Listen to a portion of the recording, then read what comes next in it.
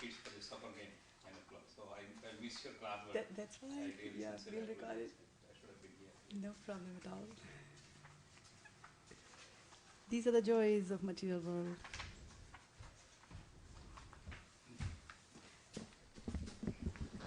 Hare Krishna, and welcome to the Saturday morning program at the ISKCON of Silicon Valley.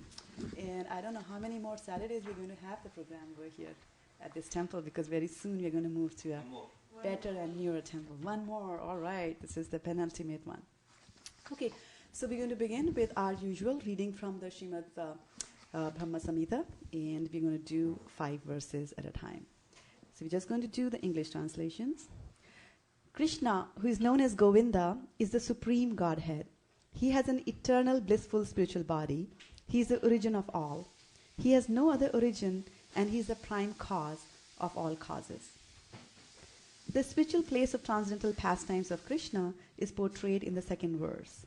The super excellent station of Krishna, which is known as Gokula, has thousands of petals and a corolla like that of a lotus sprouted from a part of his infinity aspect, the whorl of the leaves being the actual abode of Krishna. Verse number 3. The whorl of that transcendental lotus is the realm wherein dwells Krishna. It's a hexagonal figure, the abode of the indwelling, predominating aspect of the Absolute.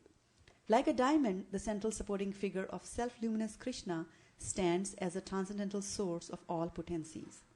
The holy name, consisting of 18 transcendent letters, is manifested in a hexagonal figure with 6-fold divisions. The whorl of that eternal realm, Gokula, is the hexagonal abode of Krishna.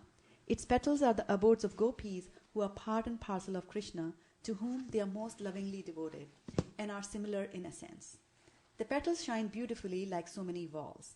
The extended leaves of that lotus are the garden-like dham, that is, the spiritual abode of Sri Radhika, the most beloved of Krishna. Text number 5. The surrounding external plane of Gokula is described in this verse. There is a mysterious quadrangular place named Shraddha-Devi surrounding the outskirts of Gokula. Shraddha-Devi is divided into 4 parts on all sides. The abode of Vasudev, Sankarshan, Pradyumna, and Anirudh are separately located in each of these 4 parts. These 4 divided abodes are enveloped by the 4-fold human requirements such as piety, wealth, passion, and liberation, as also by the 4 Vedas, namely Rig, Sam, Yajur, and Athar, which deal with the mantra and which are the basis of achievement of the 4-fold mundane requirements. 10 tridents are fixed in 10 directions, including the Zidin at Nether. The 8 directions are decorated with the 8 jewels of Mahapadma, Padma, Shankha, Makar, Kachap, Mukund, Kund, and Neel. There are 10 protectors, Dikpals, of the 10 directions in the form of mantra. The associates of the hues of blue, yellow, red, and white, and the extraordinary potencies bearing the name of Vimal, etc., shine on all sides. The Lord of Gokul is the transcendental supreme Godhead, the own self of eternal ecstasies. He is the superior of all superiors and is busily engaged in the enjoyments of the transcendental real and has no association with his mundane potency. Krishna never consorts with his illusory energy, still her connection is not entirely cut off from the absolute truth.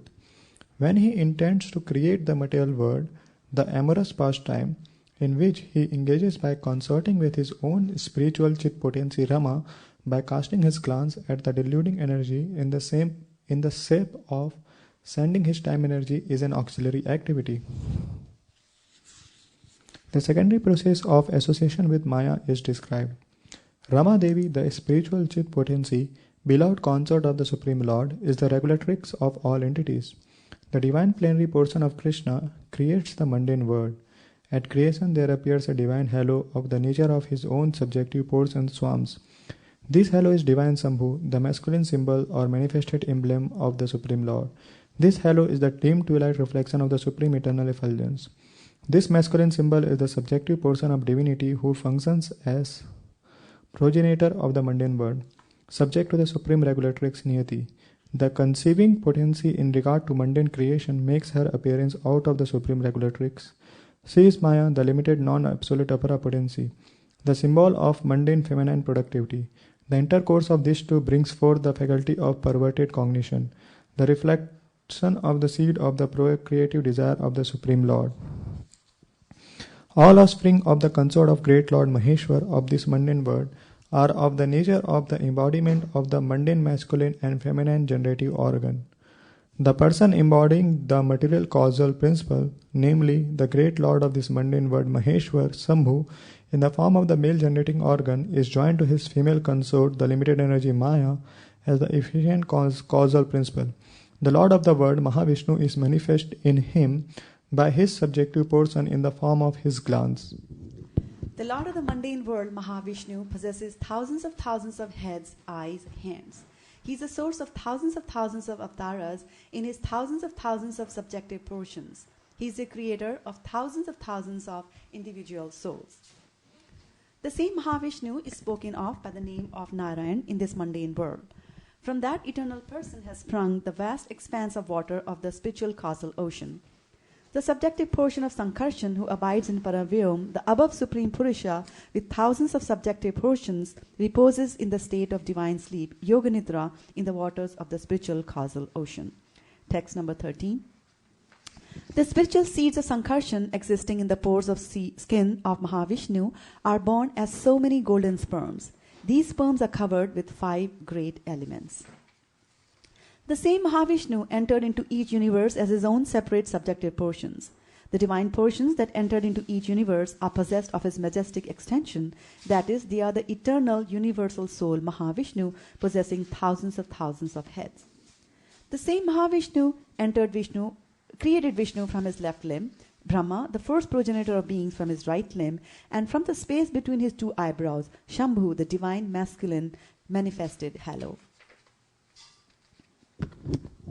The function of Sambhu in relation to Jivas is that this universe, enshrining the mundane egotistic principle, has originated from Sambhu. Thereupon the same great personal Godhead, assuming the threefold form of Vishnu, Prajapati and Sambhu, entering into the mundane universe, plays the pastimes of preservation, creation and destruction of this world. This pastime is contained in the mundane world.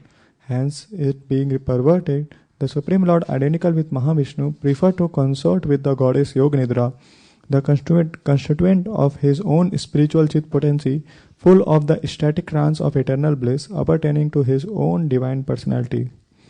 When Vishnu, lying in the ocean of milk, willed to create this universe, a golden lotus sprang from his navel pit.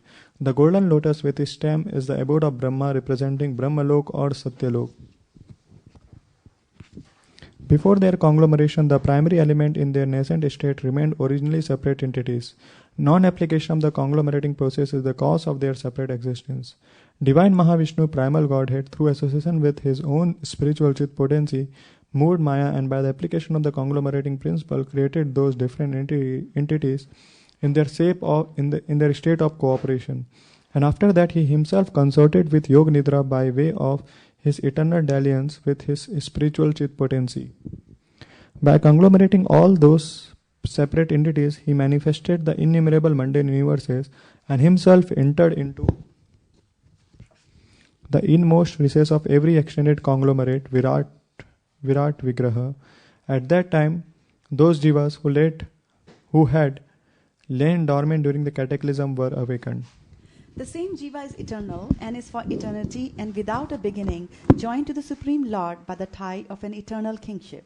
He is transcendental spiritual potency. The divine lotus that springs from the navel pit of Vishnu is in every way related by the spiritual tie with all souls and is the origin of 4-faced Brahma versed in the 4 Vedas. On coming out of the lotus, Brahma, being guided by the divine potency, turned his mind to the act of creation under the impulse of previous impressions. But he could see nothing but darkness in every direction. Then the goddess of learning Saraswati, the divine consort of the Supreme Lord, said thus to Brahma, who saw nothing but gloom in all directions. O Brahma, this mantra, namely, Klim Krishnaya Govindaya Gopi Jan Vallabhaya Swaha, will assuredly fulfill your heart's desires. O Brahma, do thou practice spiritual association by means of this mantra, then all your desires will be fulfilled. Brahma, being desirous of satisfying Govind, practiced the cultural acts for Krishna in Golok, Lord of Shvetadip, for a long time. His meditation ran thus: there exists a divine lotus of 1,000 petals, augmented by millions of filaments, in the transcendental land of Golok. On its wall, there exists a great divine throne on which is seated Sri Krishna, the form of eternal effulgence of transcendental bliss. Playing on his divine flute, resonant with the divine sound, with his lotus mouth, he is worshipped by his amorous milkmaid with their respective subjective portions and extensions, and also by his external energy, who stays outside, embodying all mundane qualities. Then Gayatri, mother of the Vedas, being made manifest, that is, imparted by the divine sound of the flute of Sri Krishna, entered into the lotus mouth of Brahma, born from himself through his 8 ear holes. The lotus-born Brahma, having received the Gayatri, sprung from the lotus song of Sri Krishna, attained the status of the twice-born, having been initiated by the supreme primal preceptor, Godhead himself. Enlightened by the recollection of that Gayatri, embodying the 3 Vedas, Brahma became acquainted with the expanse of the ocean of truth. Then he worshipped Sri Krishna, the essence of all Vedas, with this hymn: I worship Govinda, the primeval Lord, the first progenitor, who is tending the cows, yielding all desire, in a boat built with spiritual gems, surrounded by millions of purpose trees, always served with great reverence and affection by hundreds of thousands of Lakshmis or Gopis. I worship Govind, the primeval Lord, who is adept in playing on his flute, with blooming eyes like a lotus petal, with head decked with peacock's feather, with a figure of beauty tinged with the hue of blue cloud, and his unique loveliness charming millions of cupids. I worship Govinda, the primal Lord. Round his neck is swinging a garland of flowers beautified with the moon locket, whose 2 hands are adorned with the flute and tuned ornaments, who always revels in pastimes of love, whose graceful 3-fold bending form of Shyam Sundar is eternally manifest. I worship Govinda, the primal Lord, whose transcendental form is full of bliss, truth, substantiality, and thus full of the most dazzling splendor. Each of the limbs of that transcendental figure possesses in himself the full-fledged functions of all the organs, and eternally sees, maintains, and manifests the infinite universes, both spiritual and mundane. I worship Govinda, the primal Lord, who is inaccessible to the Vedas, but obtainable by pure, unalloyed devotion of the soul, who is without a second, who is not subject to decay, is without a beginning, whose form is endless, who is the beginning and the eternal Purusha, yet he is a person possessing the beauty of blooming youth. I worship Govinda, the primal Lord. Only the tip of the toe of his lotus feet is approached by the yogis, who aspire after the transcendental and betake themselves to pranayam by drilling the respiration, or by the jnanis, who try to find out the non-differentiated Brahman by the process of elimination of the mundane, extending over thousands of millions of years. He is an undifferentiated entity, as there is no distinction between the potency and the possessor thereof. In his work of creation of millions of worlds, his potency remains inseparable. All the universes exist in him, and he is present in his fullness in every one of the atoms that are scattered throughout the universe at one and the same time. Such is the primal Lord whom I adore. I adore the same Govind, the primeval Lord, in whose praise men who are imbued with devotion sing the mantra suktas told by the Vedas, by gaining their appropriate beauty, greatness, thrones, conveyances, and ornaments. I worship Govinda, the primeval Lord, residing in his own realm, Golok, with Radha resembling his own spiritual figure, the embodiment of the ecstatic potency possessed of the 64 artistic activities in the company of her confidants, Sakhis, embodiment of the extension of her bodily form, permeated and vitalized by his ever blissful spiritual rasa.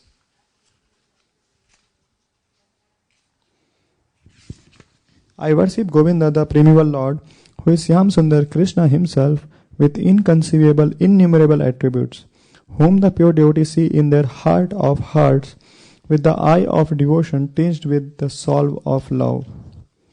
I worship Govinda, the primeval Lord, who manifested himself personally as Krishna, and the different avatars in the word in the form of Ram, Nrsimha, Vaman, etc.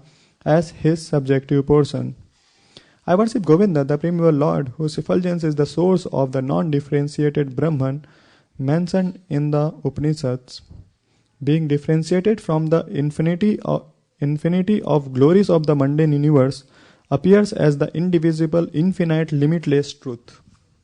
I worship Govinda, the primal Lord, who is the absolute substantive principle, being the ultimate entity in the form of support of all existence, whose external potency embodies the threefold mundane qualities, namely Sattva, Rajas, and Tamas, and diffuses the Vedic knowledge regarding the mundane world. I worship Govinda, the primal Lord, whose glory ever triumphantly dominates the mundane world by the activity of his own pastimes being reflected in the mind of recollecting souls as a transcendental entity of ever blissful cognitive rasa. Lowest of all is located Devi Dham, mundane world. Next above is Mahesh Dham, abode of Mahesh. Above Mahesh Dham is placed Hari Dham, abode of Hari, and above them all is located Krishna's own realm named Golok. I adore the primal Lord Govinda, who has allotted their respective authorities to the rulers of those graded realms. The external potency Maya, who is of the nature of the shadow of the Chit potency, is worshipped by all people as Durga, the creating, preserving, and destroying agency of this mundane world. I adore the primal Lord Govinda, in accordance with whose will Durga conducts herself. Just as milk is transformed into curd by the action of acids, but yet the effect curd is neither same as nor different from its cause, that is milk, so I adore the primal Lord Govinda, of whom the state of Shambhu is a transformation for the performance of the work of destruction. The light of one candle being communicated to other candle, although it burns separately in them, is the same in the quality. I adore the primeval Lord Govinda, who exhibited himself equally in the same mobile manner in his various manifestations. I adore the primeval Lord Govind, who, assuming his own great subjective form, who bear the name of Says, replete with the all-accommodating potency, and reposing in the causal ocean with the infinity of the word, in the pores of his hair, enjoys creative sleep, Yoga Nidra. Brahma, another lord of the mundane world, appearing from the pores of the hair of Mahavishnu, remain alive as long as the duration of one exhalation of the later Mahavishnu. I adore the primeval Lord Govinda, of whose subjective personality Mahavishnu is the portion of portion. I adore the primeval Lord Govinda, from whom the separated subjective portion Brahma received his power for the regulation of the mundane world, just as the sun manifests some portion of his own light in all the effulgent gems that bear the name of Suryakant, etc. I adore the primeval Lord Govinda, whose lotus feet are always held by Ganesh upon the pair of tumuli protruding from his elephant head, in order to obtain power for his function of destroying all the obstacles on the path of progress of the three worlds. The three worlds are composed of the 9 elements, namely fire, earth, ether, water, air, direction, time, soul, and mind. I adore the primal Lord Govinda, from whom they originate, in whom they exist, and into whom they enter at the time of universal cataclysm. The sun, who is the king of all planets, full of infinite effulgence, the image of the good soul, is as the eye of this world.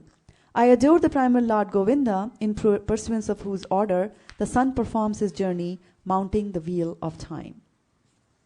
I adore the primal Lord Govinda, by whose conferred power are maintained the manifested potencies that are found to exist, of all virtues, all vices, the Vedas, the penances, and all jivas, from Brahma to the meanest insect. I adore the primal Lord Govinda, who burns up to their roots all fruitive activities of those who are imbued with devotion, and impartially ordains for each the due enjoyment of the fruit of one's activities, of all those who walk in the path of work in accordance with the chain of their previously performed works, no less in the case of the tiny insect that bears the name of Indragopa than in that of Indra, king of the Devas. I adore the primal Lord Govinda, the meditators of whom, by meditating upon him under the sway of wrath, amorous passion, natural friendly love, fear, parental affection, delusion, reverence, and willing service attain to bodily forms befitting the nature of their contemplation.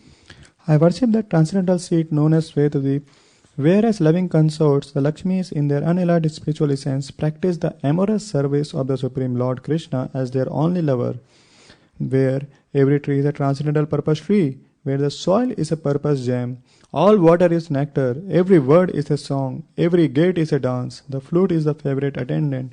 Effulgence is full of transcendental bliss, and the supreme spiritual entities are all enjoyable and tasty, where numberless milk cows always emit transcendental oceans of milk, where there is eternal existence of transcendental time, who is ever present and without past or failure, and hence is not subject to the quality of passing away even for a space of half a moment. That realm is known as Golok only to a very few self-realized souls in the world.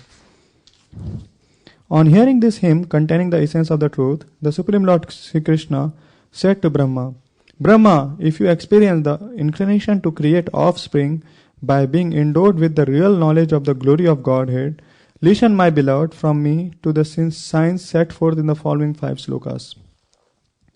When the pure spiritual experience is excited by the means of cognition and service, bhakti, super excellent unalloyed devotion characterized by love for Godhead is awakened toward Krishna, the beloved of all souls. The highest devotion is attained by slow degree by the method of constant endeavor for self-realization with the help of scriptural evidence, theistic conduct, and perseverance in practice. 60. This preliminary practice of devotion, sadhana bhakti, are conducive to the realization of loving devotion, than whom there is no superior well-being, who goes hand in hand with the attainment of exclusive state of supreme bliss, and who can lead to myself. Abandoning all meritorious performances, serve me with faith. The realization will correspond to the nature of one's faith. The people of the world act ceaselessly in pursuance of some ideal. By meditating on me, by means of those deeds, one will obtain devotion characterized by love in the shape of the supreme service. Listen, O Vidhi, I am the seed, that is, the fundamental principle of this world of animate and inanimate objects. I am Pradhan, the subject of matter. I am Prakriti, material cause, and I am Purusha, efficient cause. This fiery energy that belongs specifically to the Brahman that inheres in you has also been conferred by me. It is by bearing this fiery energy that you regulate this phenomenal world of animate and inanimate objects.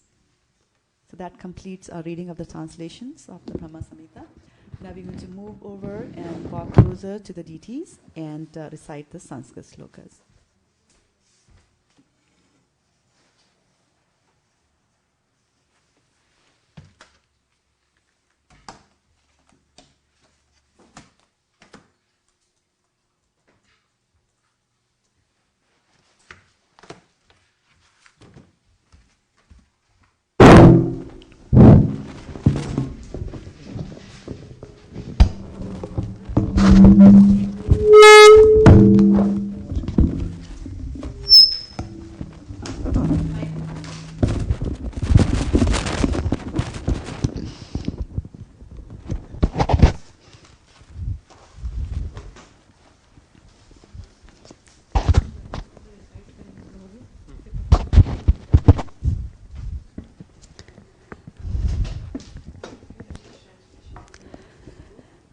ईश्वरा परमा कृष्णा सच्चिदानंद विग्रहा अनादिरादिर्गोविन्दः सर्वकारण कारणम् सहस्रपत्रकमलं गोकुलाख्यं महत्पदं तत्कर्णिकारं तद्धाम तदनन्तं ससम्भवम् कर्णिकारं महद्यन्त्रं षट्कोणं वज्रकीलकं षडङ्ग सत्पति ध्यानं प्राकृत्या पुरुषेण च प्रेमानन्दा महानन्दा रसेनावस्थितं हि यत् ज्योतिरूपेण मनुना कामबीजेन सङ्गतं तत्किञ्जल्कं तदंसानां तत्पत्राणि श्रियमपि चतुरश्रं तत्परितः श्वेतादीपाख्यमद्भुतं चतुरश्रं चतुर्मूर्तेश्चतुर्धाम चतुष्कृतं चतुर्भिः पुरुषार्थैश्च चतुर्भिर्हेतुभिर्वृतम् शूलैर्दशाभिरानद्धम् ऊर्ध्वदो दिग्विदिक्ष्वपि अष्टभिः निधिभिर्जुष्टम् अष्टभिः सिद्धिभिस्तथा मनोरूपैश्च दशभिर्दिक्पाले परितो वृतम् श्यामे गौरैश्च रक्तैश्च शुक्लैश्च पर्षदर्शभैः शोभितं शक्तिभिधाभिरद्भुताभिः समन्ततः एवं ज्योतिर्मयो देवा सदानन्दा परत्पराः आत्मरामस्य तस्यास्ति प्राकृत्या न समागमः मायया रमणानस्य न वियोगस्तया सह आत्मना रमया रेमे त्यक्तकालं शिशिक्षयाः नीतयि सा रमा देवी तत्प्रिया तद्वशं तदा तल्लिङ्गं भगवान् शम्भुर्ज्योतिरूपः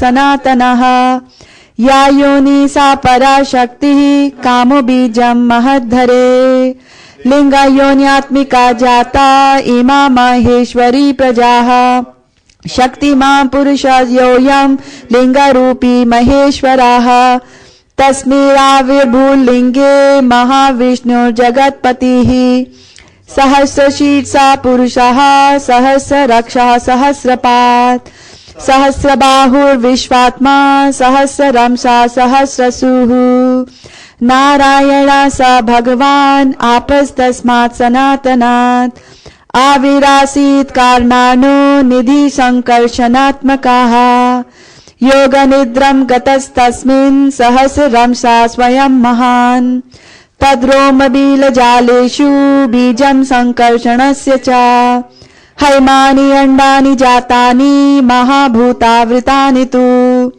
प्रत्यण्डमेवमेकांशाद् एकांशाद् विशति स्वयं सहस्रमूर्धा विश्वात्मा महाविष्णु सनातनः वामनागादसज्जत् विष्णु दक्षिणागात् प्रजापतिम् ज्योतिर्लिङ्गमयं शम्भु कूर्चदेशादवासृजात् अहङ्कारात्मकं विश्वं तस्मादेदं विजायदता अथात श्रीविधिर्वैश्य लीलम् उद्वहता किला योगनिद्रा भगवती तस्य श्रीरिव संगता शिक्षां ततो नाभिस्तस्य पद्मं विनिर्ययौ तन्नालं हेम नलिनं ब्रह्मणो लोकमद्भुतम् तत्त्वानि पूर्वरूढानि कारणानि परस्परम् समावया प्रयागोच्छस् विभिन्नानि पृथक् पृथक् चिच्छक्त्या सज्जमानोऽथा भगवानादिपुरुषा योजयन् मायया देवो योगनिद्रामकल्पयात् योजयित्वा तु तानेव प्रविवेश स्वयं गुहां प्रविष्ट तस्मिंस्तु जीवात्मा प्रतिबुध्यते स नित्यो नित्यसम्बन्धा प्रकृतिश्च परैव सा एवं सर्वात्म सम्बन्धं नाभ्यं पद्मं हरेरभूत् तत्र ब्रह्मा भवद्भूयश्चतुर्वेदी चतुर्मुखाः संजातो भगवत्शक्त्या तत्कालं किल चोदिता शिशिक्षायां मतिं चक्रे पूर्वसंस्कार संस्कृता ददर्श केवलं ध्वान्तं नान्यत् किमपि सर्वथा उवाच पुरतस्तस्मै तस्मै दिव्य सरस्वती कामकृष्णाय गोविन्दा हे गोपी जनेत्यपि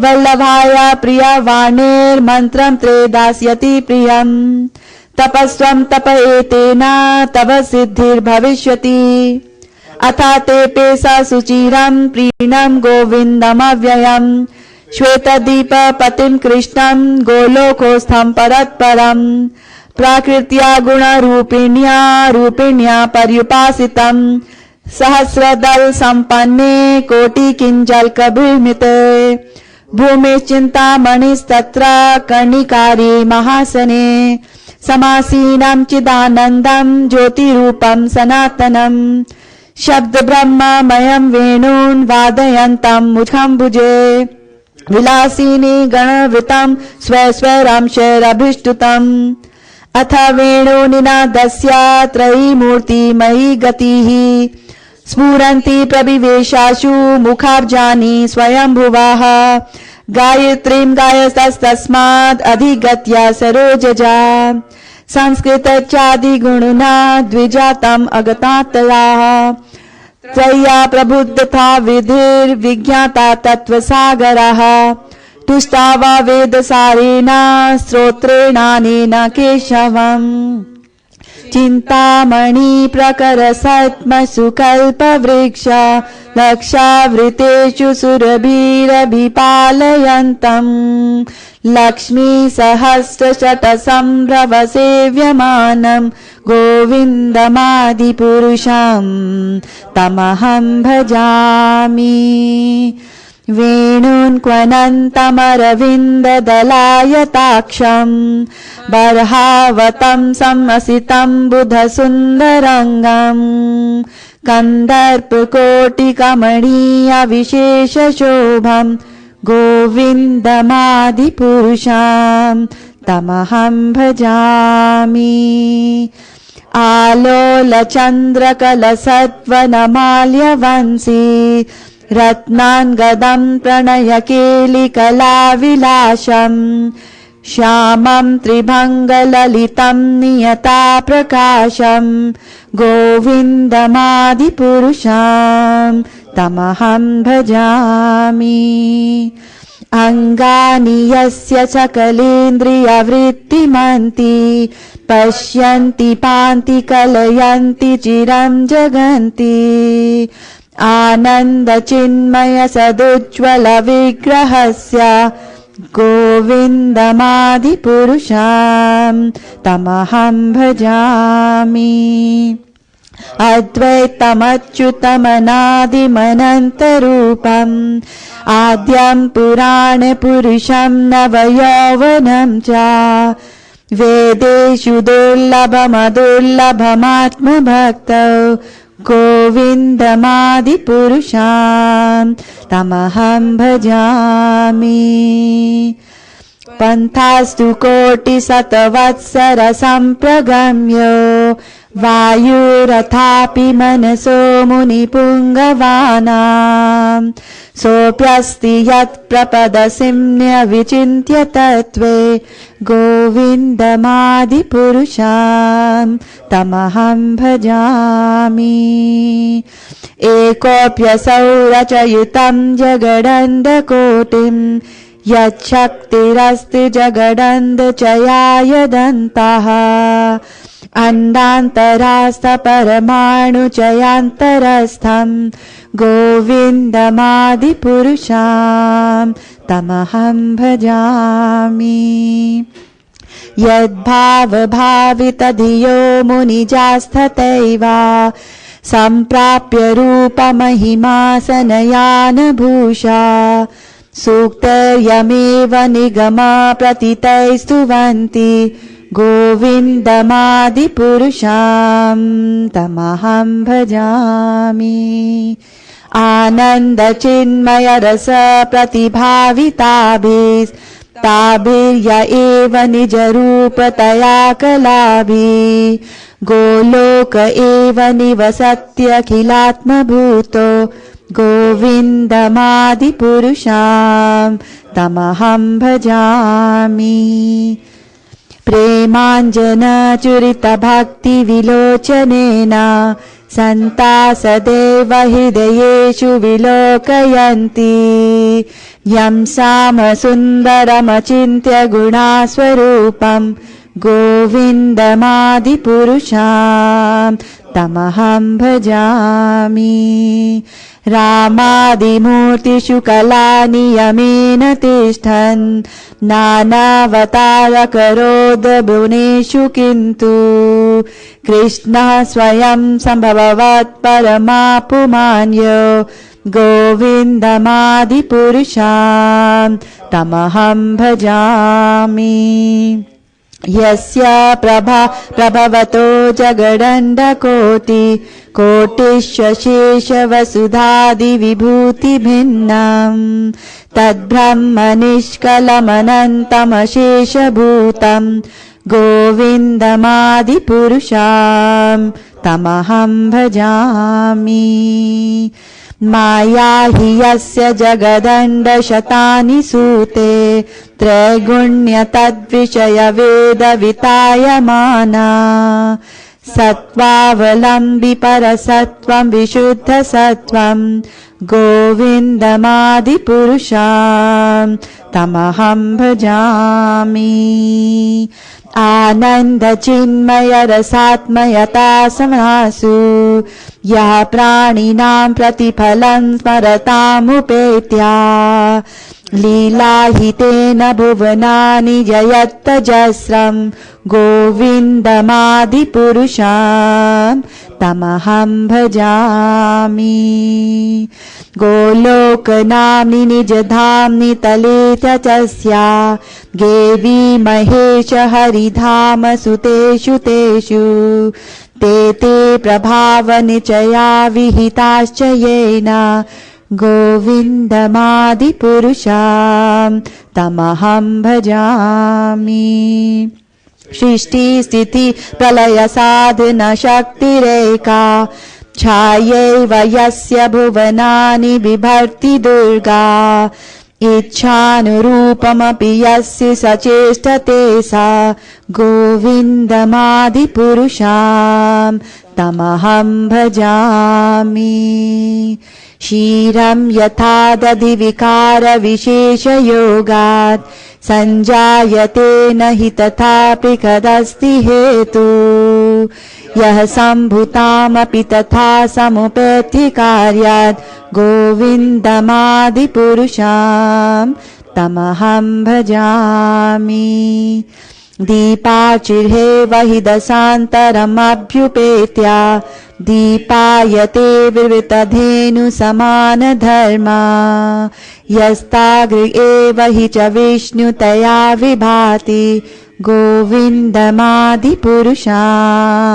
तमहं भजामि यः कार्णवागजले भजति स्म योगा निद्रम् अनन्तजगदण्ड सरोमकूपः आधारशक्तिमवलम्ब्य परां स्वमूर्तिं गोविन्दमादिपुरुषां तमहं भजामि यस्यैकनिश्वसितकालमथावलम्ब्य जीवन्ति लोमविलजा जगदण्डनाथः विष्णुर्महान् स इह यस्य कलाविशेषो गोविन्दमादिपुरुषां तमहं भजामि भास्वान् यथा स्म सकलेषु निजेषु तेजः स्वीयं कियत् प्रकटत्यभितद्वदत्रा ब्रह्मा य एष जगदण्डविधानकर्ता गोविन्दमादिपुरुषां तमहं भजामि यत्पालपल्लवयुगं विनिधाय कुम्भा द्वन्द्वे प्रणाम समये सगणाधिराजः विघ्नान् विहन्तुमलमस्य जगत्त्रयस्य गोविन्दमादिपुरुषां तमहं भजामि अग्निर्मही गगनमम्बुमरुद्दिशश्च कालास्तथात्ममनसीति जगत्त्रयाणि यस्माद् भवन्ति विभवन्ति विशन्ति यं च गोविन्दमादिपुरुषां तमहं भजामि यच्चक्षुरे सविता सकलाग्रहाणां राजा समस्तसुरमूर्तिरशेषतेजा यस्याज्ञया भ्रमति सम्भ्रतकालचक्रो गोविन्दमादिपुरुषां तमहं भजामि धर्मोऽथ पापनिचया श्रुतयस्तपांसि ब्रह्मादिकीटपटगावधयश्च जीवः यद्दत्तमात्रविभवा प्रकटा प्रभावा गोविन्दमादिपुरुषां तमहं भजामि स्व इन्द्रगोपमथवेन्द्रमहो स्वकर्मा बन्धानुरूपफलभाजनमातनोति कर्मानुनिर्दहति किन्तु च भक्तिभाजम् गोविन्दमादिपुरुषां तमहं भजामि यं क्रोधकामसहजा प्रणयादभीति वात्सल्यमोहगुरुगौरवसेव्यभावै सञ्चिन्त्य तस्य सदृशीं तनुमापुरेते गोविन्दमादिपुरुषां तमहं भजामि गोविन्दमादिपुरुषां तमहं भजामि श्रियाकान्तः कान्तः परमा पुरुषः कल्पतरवो ध्रुमा भूमिश्चिन्तामणिगणमयितोऽयममृतम् कथागानं नाट्यं गमनम् अपि वंशी प्रियसखी चिदानन्दं ज्योतिः परमपि तदास्वादम् अपि च स यत्र शिरब्धि श्रवति सुरभिभ्यश्च च सुवहान् निमेषार्धाख्यो वा व्रजति न हि यत्रापि समयः भजे श्वेतादीप्यं तमहम् इह गोलोकम् इति यम् विदन्तस्ते सन्तः क्षितिविरलचारा कतिपये अथो उवाच महाविष्णुर्भगवन्तं प्रजापतिं ब्रह्मन् महत्त्वविज्ञाने प्रजाचर्गे च तेन्मति पञ्चश्लोकीमिहं विद्यान् वत्स दत्तं निबोध मे प्रबुद्धे ज्ञानभक्तिभ्याम् आत्मन्यानन्दचिन्मयी उदेत्य अनुत्तमा भक्तिर्भगवत्प्रेमलक्षणा प्रमाणैस्तत्सदाचार्यैस्तदभ्यास्य निरन्तरम् बोधयामात्मनात्मानं भक्तिमप्युत्तमं लभेत् यस्या श्रेयाकरं नास्ति यया निवृत्तिमाप्नुयात् या साधयति मामेव भक्तिं तामेव साधयेत् धर्मानन्यान् परित्यज्य मामेकं भज विश्वसान् यादृशी श्रद्धा श्रद्धिर्भवति तादृशी कुर्वन् निरन्तरं कर्म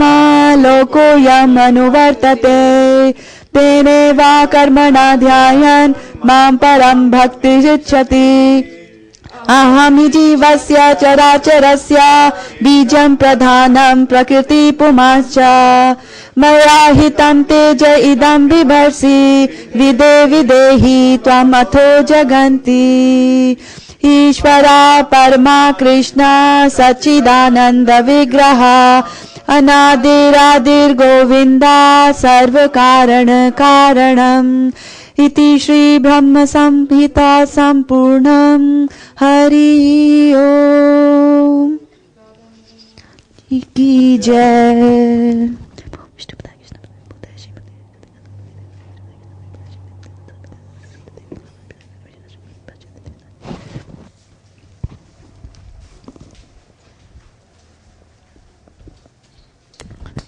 मुखार्जन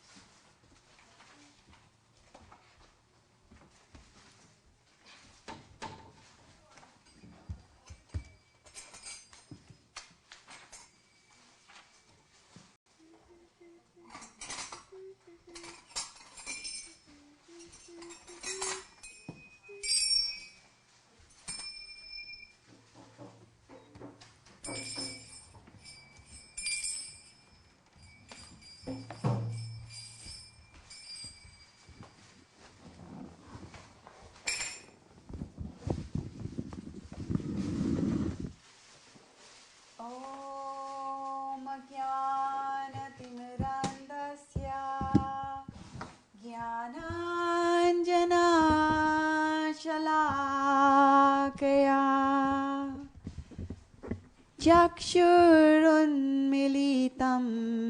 येन तस्मै श्रीगुरुवे नमः. So we'll start with the Pranam mantras in the song book.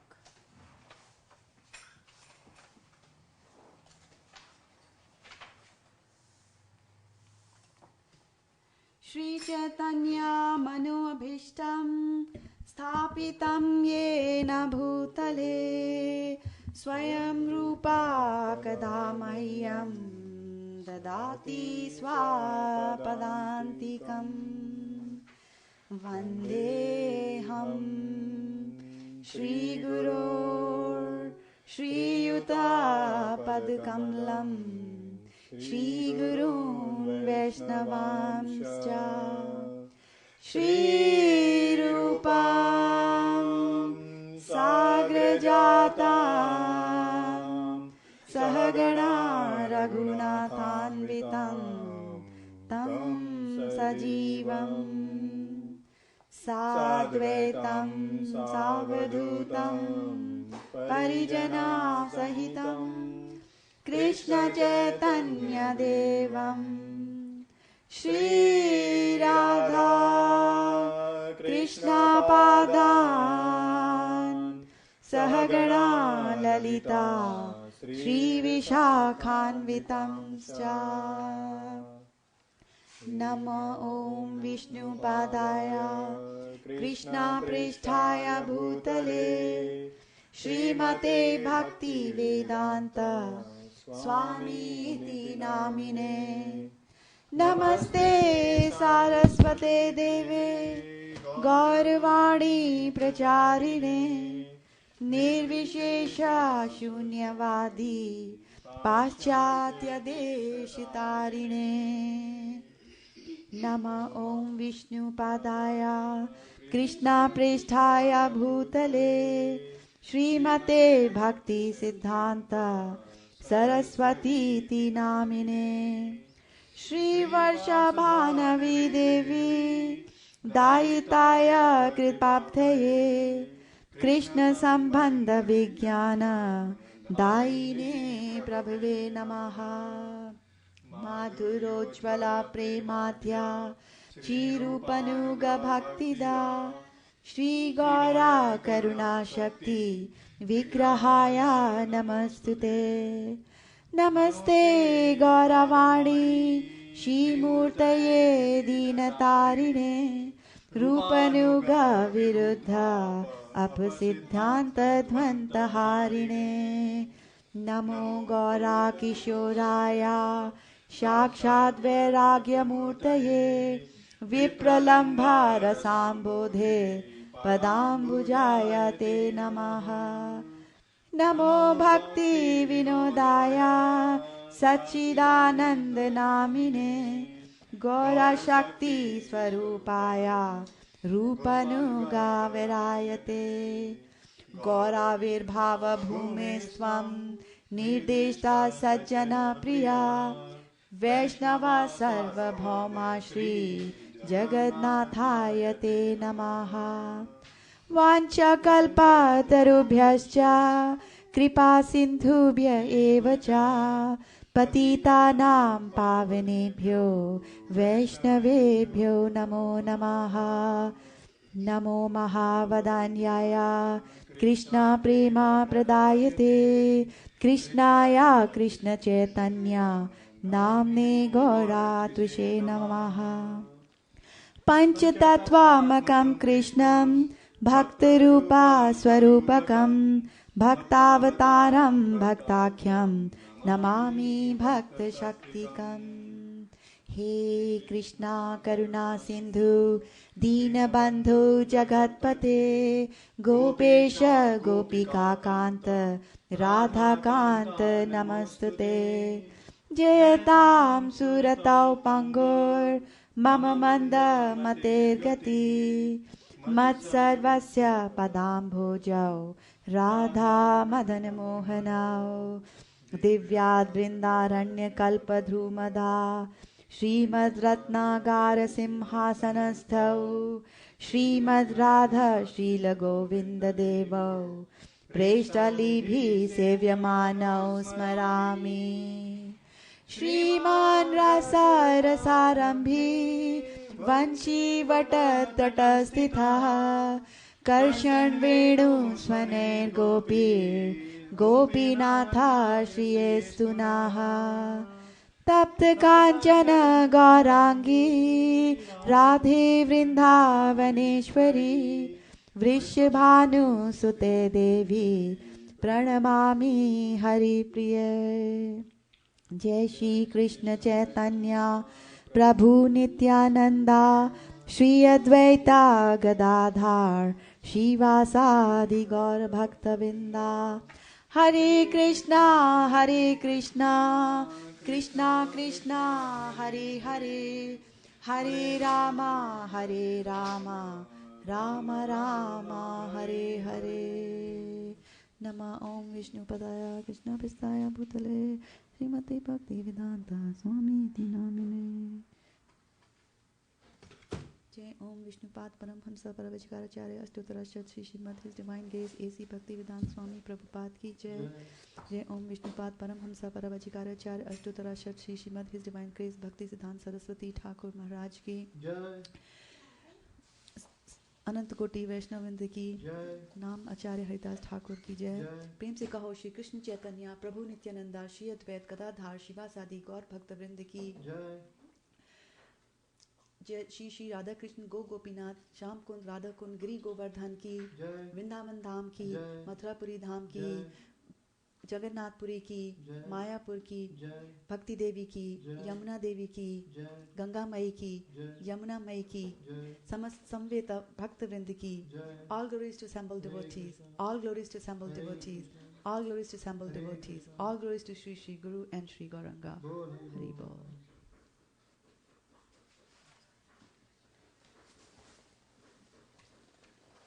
All right, so we will sing a song from the songbook on page 38, welcoming the morning. It's a Kirtan song, Arunodaya Kirtan, to be sung at dawn. And it's from Bhaktivinoda Thakur's Gitavali.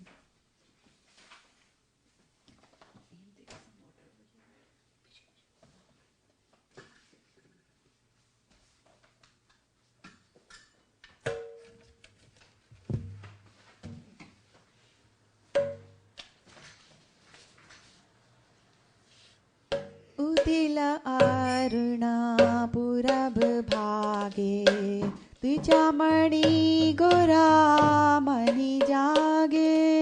उदिल अरुणा पूरब भागे द्विजामणि गोरा मणि जागे।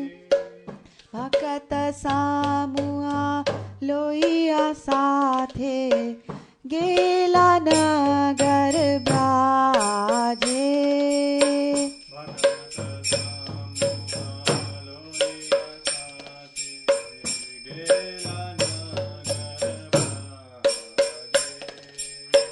उदिल अरुण पूरब भागे द्विजामणि गोरा मणि जागे।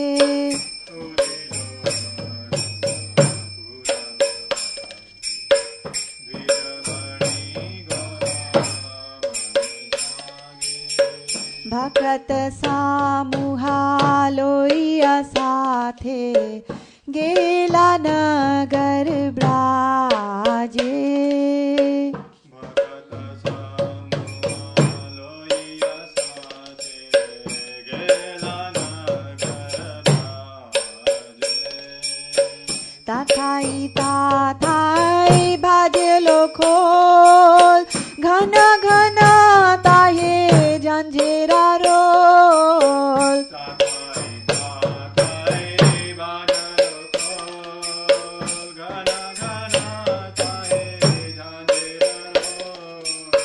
प्रेमी ढला ढला चोणरंगा चरणे नूपुर बाजे।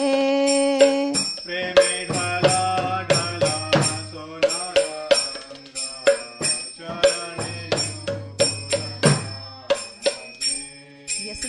page 38 of the song book, the white book in your book stand. Mukund Madhav Yadav हरी, बोले ना बोलो रे वदन भोरी.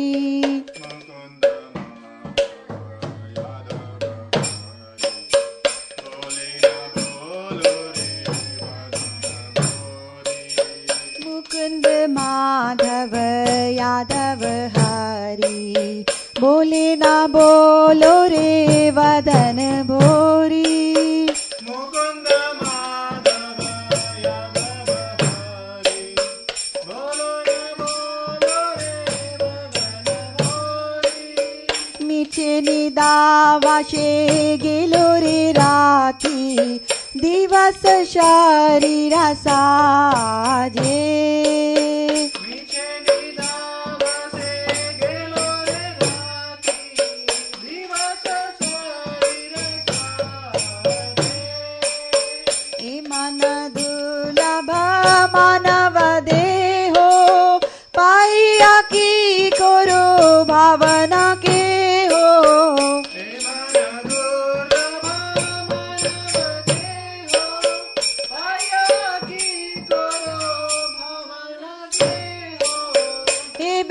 भाजिले यशोदा सुता, चरा में पोड़ी बेलाजे.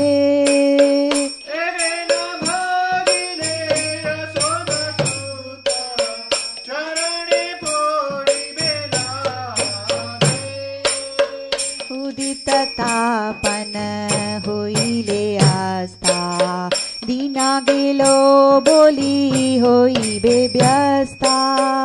उदित तापन होइले आस्था, दीना गेलो बोली होइबे व्यस्ता.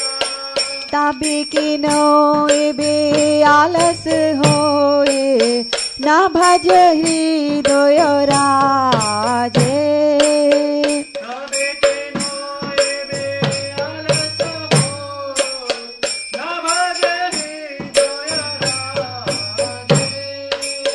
जीवन नित्या जहन सार, ताहे नाना विधा विपद भार.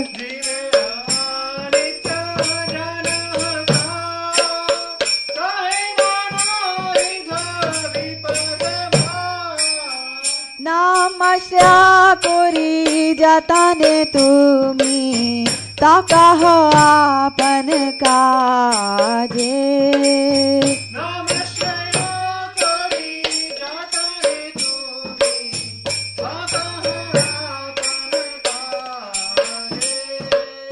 जीवेरा कल्याणा साधन काम, जगति आसिए मधुर नाम.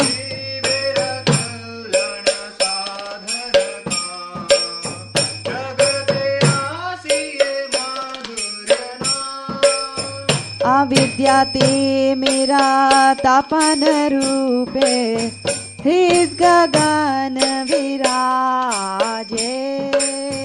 अविद्या ते मेरा तापन रूपे, हृद गगन विराजे.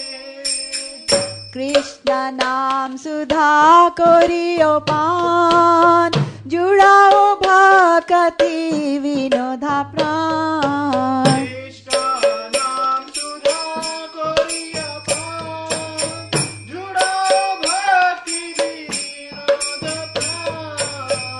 नाम बिना किछु नाही को आरो, 14 भुवन माजे.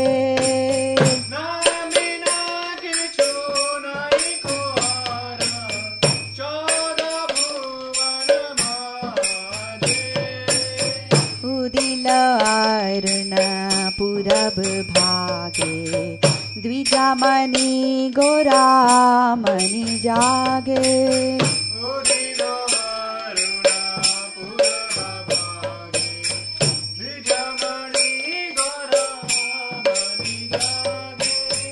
Now let's do the translations, one each. starting from page 38. When a tinge of red on the eastern horizon heralded the sunrise, the jewel of the twice-born, Lord Gaurasundar, immediately awakened. Taking his devotees with him, he went all over the countryside, visiting the towns and villages of Nadia. The mridangas resounded tathai tathai, the cymbals chimed in time, and the Lord Gauranga's footbells jingled as his golden form trembled slightly in ecstatic love of God. Lord Chaitanya called out to the townsfolk, "You spend your nights uselessly sleeping and your days decorating your bodies. Now just fill your mouths with the vibration of the holy names, Mukunda, Madhava, Yadava, Hari, chanting without offense." You have achieved the rare human body. Don't you care for this gift? If you do not serve the darling of Yashoda now, great sorrow awaits you at death. Each time the sun rises and sets, a day passes and is lost. Then why do you remain idle and refuse to serve the Lord of the heart? Understand this essential fact. Life is temporary and full of all kind of miseries. So make it your only business to take shelter of the holy name and always engage in his service. Desiring to bless all souls, the sweet name of Krishna has descended to the material world and now shines like the sun in the sky of the heart, destroying the darkness of ignorance. Drink the pure nectar of the holy name of Krishna and thus satisfy the soul of Bhakti Vinod. There is nothing but the holy name within all the 14 words. So, you'd like to share some reflections on these verses that you have read? Any particular one you liked that provoked some thoughts in you?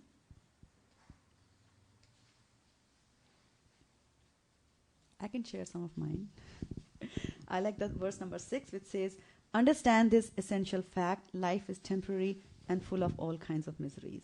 So make it your only business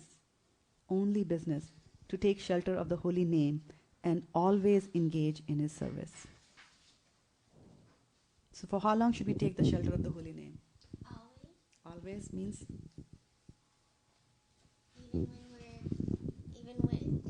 Even when we're going through difficult time, And what about good times? and when we're having good times. Yeah, so that covers you like 24 hours a day and 7 days a week. So that's the kind of thing. You want to share something? Okay. So let's see. Do you want to do one more?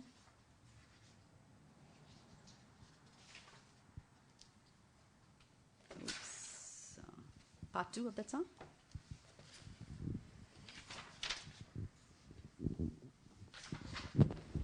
जीव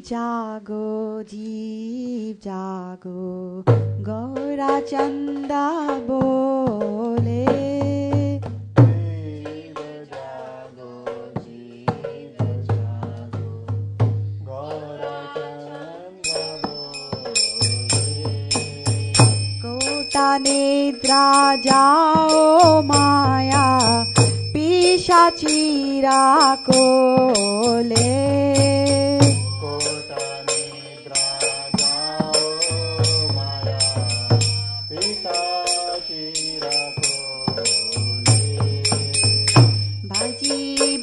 बोलिया ऐसे संसारा भितारे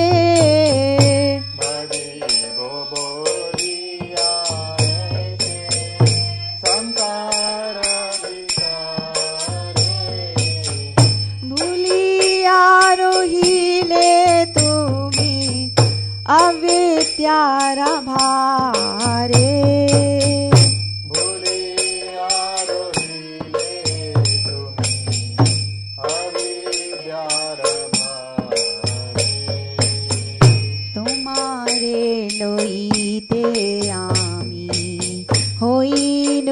अवतारा तुम्हारे लोईते होइनु अवतारा आमी विना बंधु आरा के आचे तुम्हारा आमी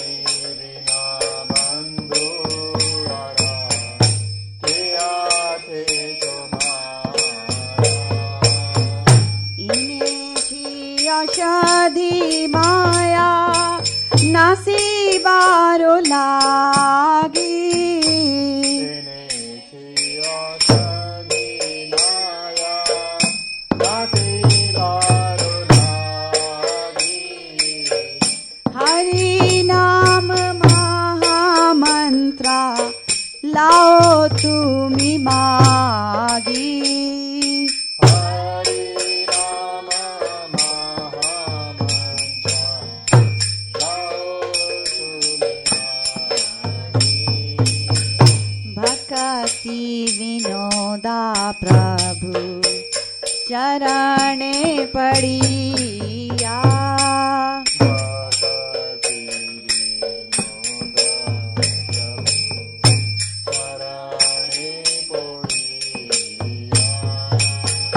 सेई हरि नामा मंत्रा लोइलो मागिया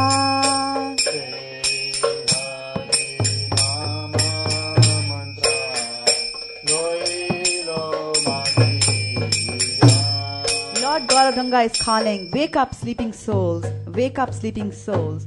You have slept so long on the lap of the witch, Maya. You came into this world of birth and death saying, my Lord, I will certainly worship you, but you have forgotten this promise and remain in great ignorance. I have descended just to save you, except for me, who is your friend. I have brought the medicine to eradicate the disease of illusion. Now pray for this Harinam Mahamantra and take it.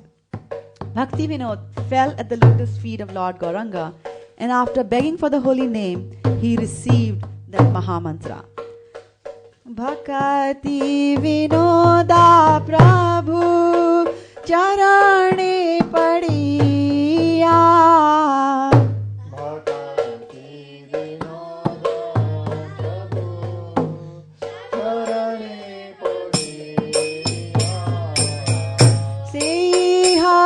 Nama mantra loilo magiya.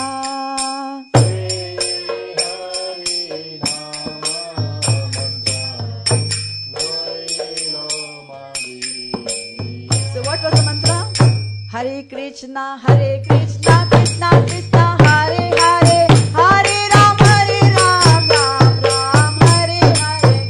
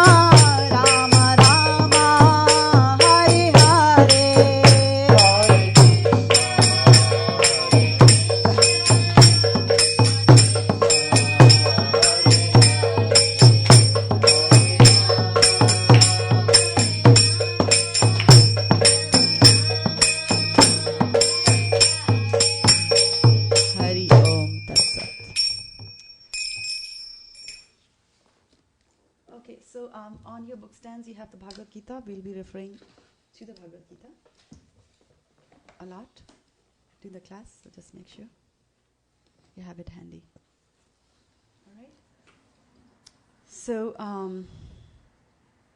while I was reading the Bhagavad Gita, in one of the chapters, in one of the purports, Prabhupada tells a story of a little bird, and that little bird had laid some eggs by the seaside, and then the ocean, the mighty ocean, couldn't care less for the small eggs that some tiny bird had laid. So he came in all his fury, and he washed away the eggs, the bird's eggs, and took them away with him.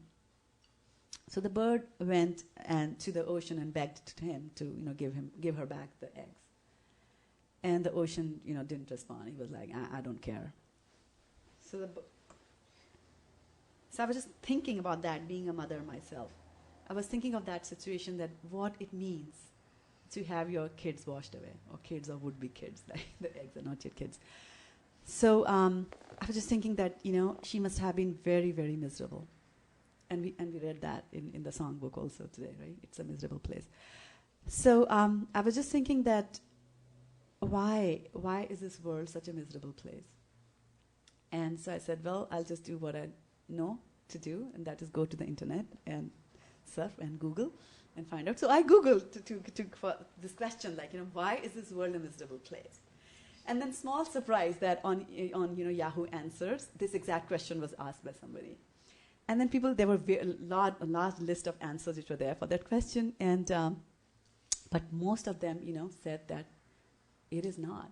This world is not a miserable place. And some said that, it's not the world that is miserable, but it's the people inside it that make it miserable. Somebody said that, it is up to us to make it a happy place or a miserable place. Some had said, oh, not on my beat. It doesn't happen like that.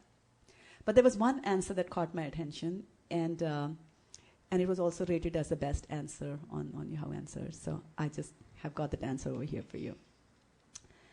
So the person said that, there were so many answers that had been coming, and then so this person is commenting on the question as well as on the answers to that question.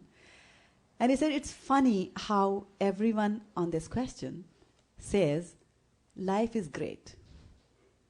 Yet there they are on a laptop or on an iPad, on a BlackBerry, right? They are on the internet, hiding completely from the world. So if the world is not a miserable place, what are you doing behind the computer? Just go out, right, into the world. And then the person went on to say, the world is bad because of depression, money troubles, bad parts in life. Does any of that sound familiar to you? Ever been to that? Depression, money troubles, any bad parts in your life ever? No? Yes. Yes? Oh, good. I don't feel bad then. It's nearly impossible to keep your head up.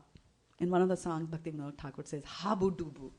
It's like, somebody holds, like my Guru Mother says, holds your head by the hair and is dunking you into the water and taking you out. So at one moment you are sinking, another moment you are coming up. So that's exactly what keeps on happening in our life, day after day, day after day, day after day. And we feel a little bit of happiness, so we are out of the water, and then again misery strikes us, so we're back again. And so he says that it's nearly impossible to keep your head up. But there are few people who actually will admit that the world is hell. Well, guess what? We admit it, and so does Krishna. He admits that in the Bhagavad Gita. So any guesses? Where does he say that this world is a miserable place? Let's open Bhagavad Gita, chapter number 8, Hare Krishna. Chapter number 8, verse number 15. And whosoever gets first into the verse will have the chance to recite it out. Hare Krishna. You got it, Charlie, Mataji? Go for it. Give her a microphone, please. After attaining me, the great souls who are yogis in devotion never return to this temporary world, which is full of miseries because they have attained the highest perfection. Thank you. And let's do the Sanskrit together. Right? Mamupetya punarjanma dukkhalayam shashvatam Napnuvanti mahatmanah samsiddhim paramam gataha. So the key words over here are dukhalayam. Right? So alayam is a place where you live, and dukhalayam is a place which is full of dukh, which is full of misery. So here's Krishna that is telling us that there are miseries in this world. So what are the miseries that we face in this world? Shalini is smiling. No miseries? Never faced any miseries? Mataji, welcome. Thank you for joining us. So any thoughts about what kinds of miseries you have? There are... Yes, absolutely. Thank you. So there are 4 miseries. There is birth, there is death, and there is old age, and then there is disease in this world. So are we struggling in this world? Are we struggling really hard? Okay, give me some Shastrik Praman that we are struggling. That is not smooth, despite all the because of the miseries. I'll give you a guess. It's in chapter 15. In Bhagavad Gita.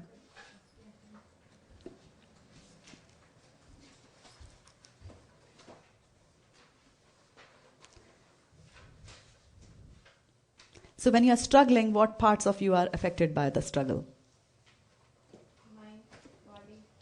Mind and body, both, everything. Hook, line and sinker, complete misery, abject misery. Ramananda Saka Prabhu is smiling, yeah. I know the words, but it's not clicking. It's not clicking? Take the microphone, it will click. Mame. Mame Vansha. Take the microphone, please, because we have audience.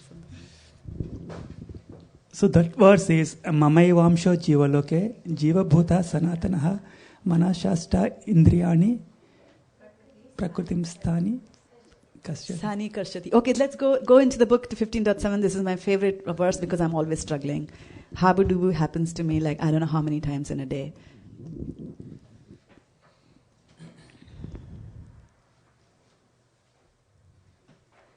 Mame vansho jivaloke jivabhuta sanatanaha manah shashthani indriyani prakriti sthani karshati. Anyone wants to read the translation? Pooja Mataji, you want to do that? Go ahead, take the microphone.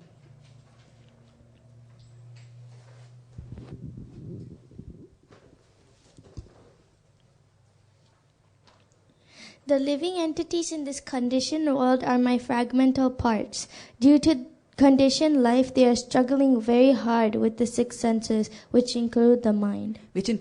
So the key word here was struggle. So which Sanskrit word in the verse is indicating struggle? What's that word? Karshati. Thank you very much. Yep, that's the word. Karshati. Karshati, right? It sounds a little harsh, right? Like it's a sandpaper, somebody is rubbing it on you. So the word itself is like, So this world is a miserable place, and we are struggling in this miserable place, in this world, miserable world. So then comes the question that why are we struggling? Why do we struggle? And the answer to that is given in Srimad Bhagavatam, 1st canto, 7th chapter, and verse number 5. And I'm going to read from that. Yaya sammohito jiva atmanam trigunatmakam paropi manute nartham tatkritam chapi padyate. Right? So this verse is also one of Prabhupada's favorite verses. Obviously, it had to be. So you'll find that in your shloka book. And if somebody can give me the number, 175. Thank you, Mukharvan Prabhu.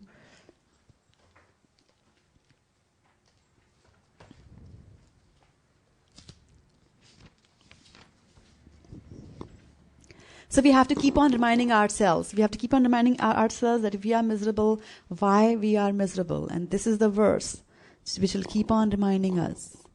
So let's do it together.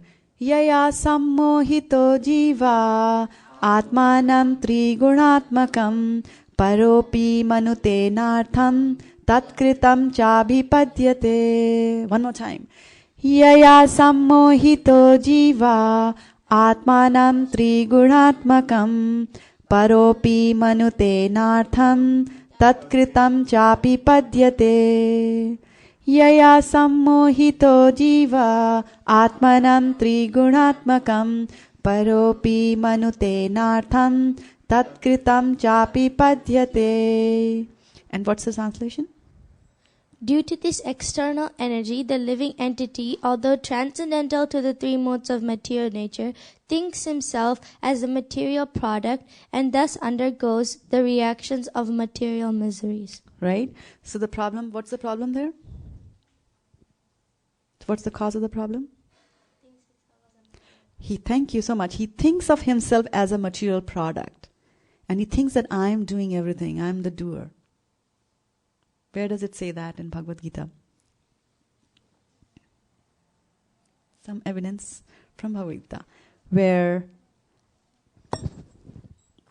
the soul thinks that he is doing or she is doing everything. Come on, I see Swati come running from the kitchen. She knows that. Yep, absolutely. Take a microphone and, as Guru Maharaj would say, belt it out like a poet. Prakrite kriyamanani gune karmani sarvasah ahankara vimudatma kartaham iti manyate. Right, and the meaning of that is?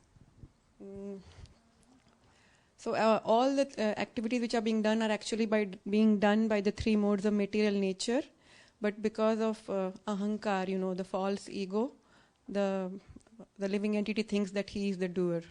I may not be very correct, but that's the sense. Yeah. Thank you so much. So because of that, because of the ahankar, the false ego, which makes you think that you are the body and not the soul, and so you think that I am doing everything, and because you think that you are doing this, so you are also focused on the result. It's, Bhagavad Gita 3.27. Sorry.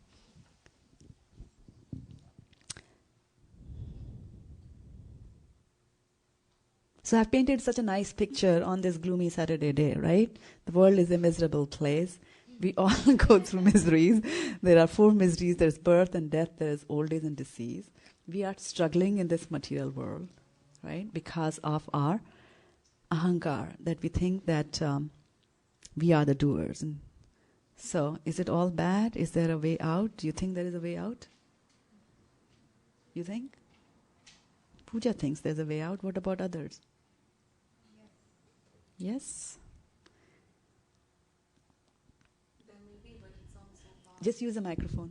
Yeah. There may be, but it sounds we are too far away from that. Only 40 years away. That's what Vaisheshika Prabhu was saying. He said, if you chant for 40 years, you're going back to Godhead properly. So, is there a way out? Well, he quoted, that is so nice. Actually, Gandharvika Mataji sitting in the audience, she has been asking this question for as long as I know, like, how long does it take? How long does it take? How long does it take? And then recently, Guru Maharaj quoted, said that Prabhupada had said that in one of his lectures or in one of his communications. He said it takes 40 years. So now I have these magical numbers, but I know that I don't have 40 years left in my life. So I have to come back. So 40 years is a long time. It's a life. It's a complete life. And so, make the most of whatever you have. So, so there is some kind of a way out. It's going to take 40 years. So what is the way out? What do you have to do to get out of this misery? It's a miserable situation. We are over here. How do you get out? Chanting the holy name. You want to get out? Yes? Yeah, okay. So how are you going to get out?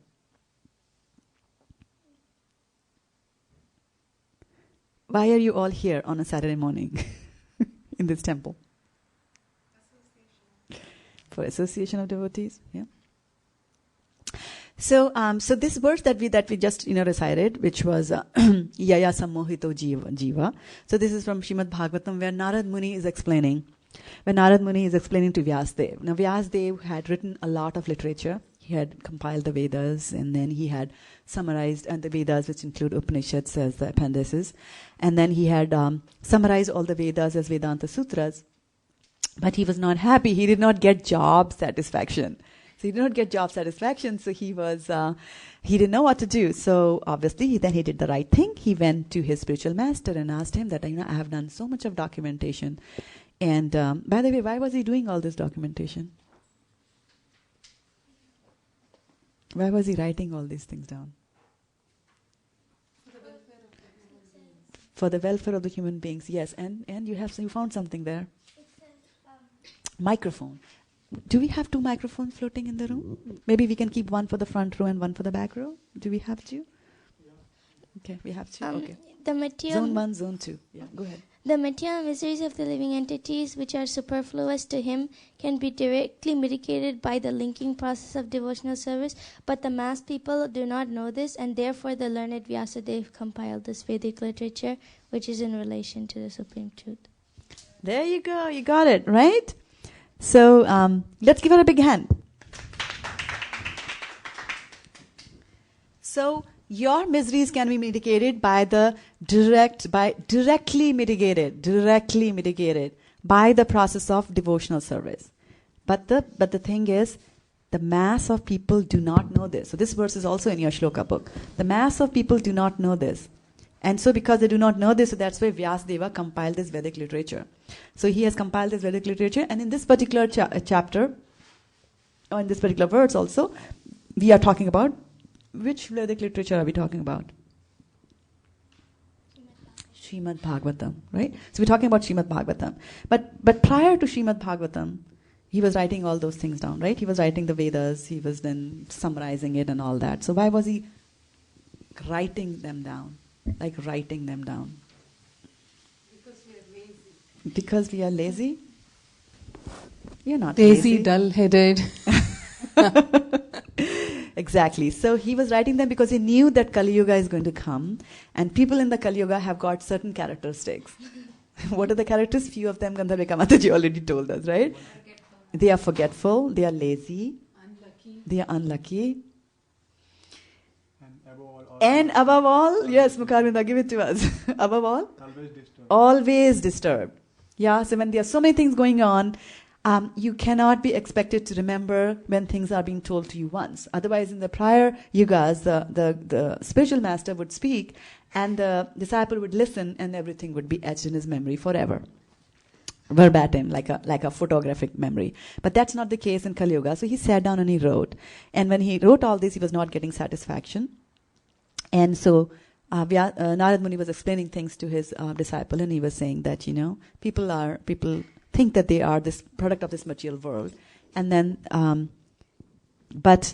because of that they're miserable, and these miseries will go away if they just turn their face towards God and start engaging in devotional service.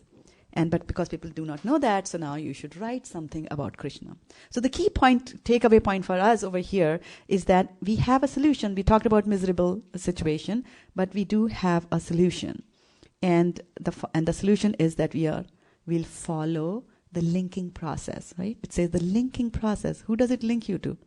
Devotional service links you to Krishna, right? So it'll link you, the linking process of devotional service will link you back to Krishna. So you will be going back, taking the road back to Godhead. So when we take the road back to Godhead, it's a smooth road? No? It's not a smooth road? All right, so what are some of the difficulties that you face?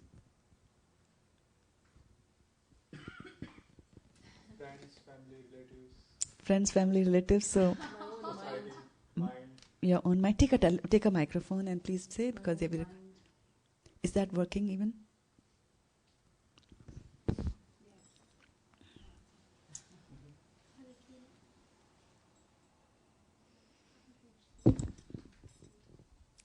Okay, Mukharvinda, can you switch that microphone on for them? Is it on? Okay, use that one, and you can change it. Yeah. Talking about the mind and our attachments to the material things. Laziness. Laziness. Tests of faith. Tests of faith, very good. Anything else that makes it difficult? Yeah. Weakness of heart. Weakness of heart, exactly. So there will be, so we have to, as long as we know that we have taken the path, we have got a process to go back to Godhead to get out of this miserable situation, and then I'm taking this road, I'm determined to take it, I'm determined to go back to Godhead, but there are going to be difficulties along the way. As long as you know that, the half of the job is already done. Expecting it to be a smooth road where nothing is, everything is going to be hunky-dory and easy, it's not the case, because there are so many challenges. So there are difficulties, and there are sources of these difficulties, and you have listed out quite a few of them, and I kind of just bucketed them into three categories of difficulties, the three categories of sources that you can that can give you trouble. So the first one is Adi Devik, right? Adi Devik means, what does Adi Devik mean? Adi Devik. The disturbances caused by demigods or other higher beings. Other higher beings or demigods, right? So what kind of trouble do demigods give you?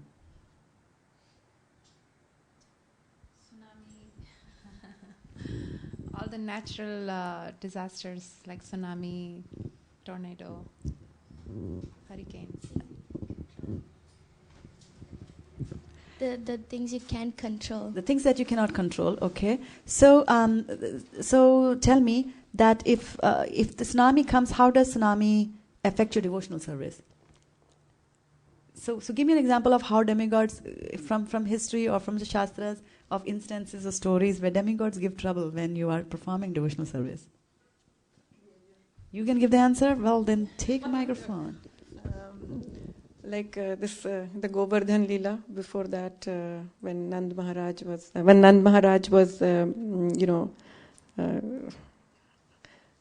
I don't know remember what the festival exactly was. When Krishna was telling. And then they started praying to Vishnu and Narayan, and then Indra got angry, and then there was a very heavy rainfall, which was unusual. So that's one of the examples. That's one of the examples. Exactly. Thank you so much. Yeah. So that's an example that somebody is in this case it was a direct attack on Indra, because prior to that the residents used to pray to Indra, and then Krishna told his parents that no, don't do that. You should be worshipping Vishnu. Why Vishnu? Because Bhoktaram Yagatapasham Sarvaloka Maheshwaram, right? So whatever you offer finally goes to Krishna. So he said, so give it directly to Vishnu. And so Indra did not like it, obviously, because his throne was, being pushed around. He's the king of the demigods. He didn't like it. So then he will start doing these kind of things. So on your path back to devotional service, you will get these kind of situations. Also, another example, although it was not 100% pure devotional service, was the case of Vishwamitra, where he was, praying and performing austerities, and Indra kind of got scared that if he gets a lot of power, then he might come and take my situation. So he sent Menka, and then the rest of that is history. So we know that.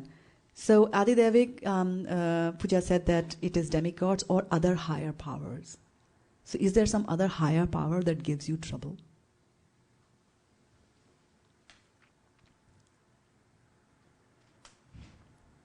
So when we talk about Adi Devik, there's also three more. So Adi Devik is one of the prongs of Durga's. Like Durga is holding a trident. So Adi Devik stands for one of the tridents for Durga. And so it is Durga who gives us trouble in this material world. So Durga or Maya, right? It's synonymous. So Maya gives you trouble. Does Maya give you trouble? Anytime? Big time? Never? So Maya gives you trouble, and where does it say in Bhagavad Gita that Maya gives you trouble? That she's very, very bad. Krishna tells Arjuna that this is very, very bad. This Maya of mine is very... Let's go to 7.14 and have a look at that.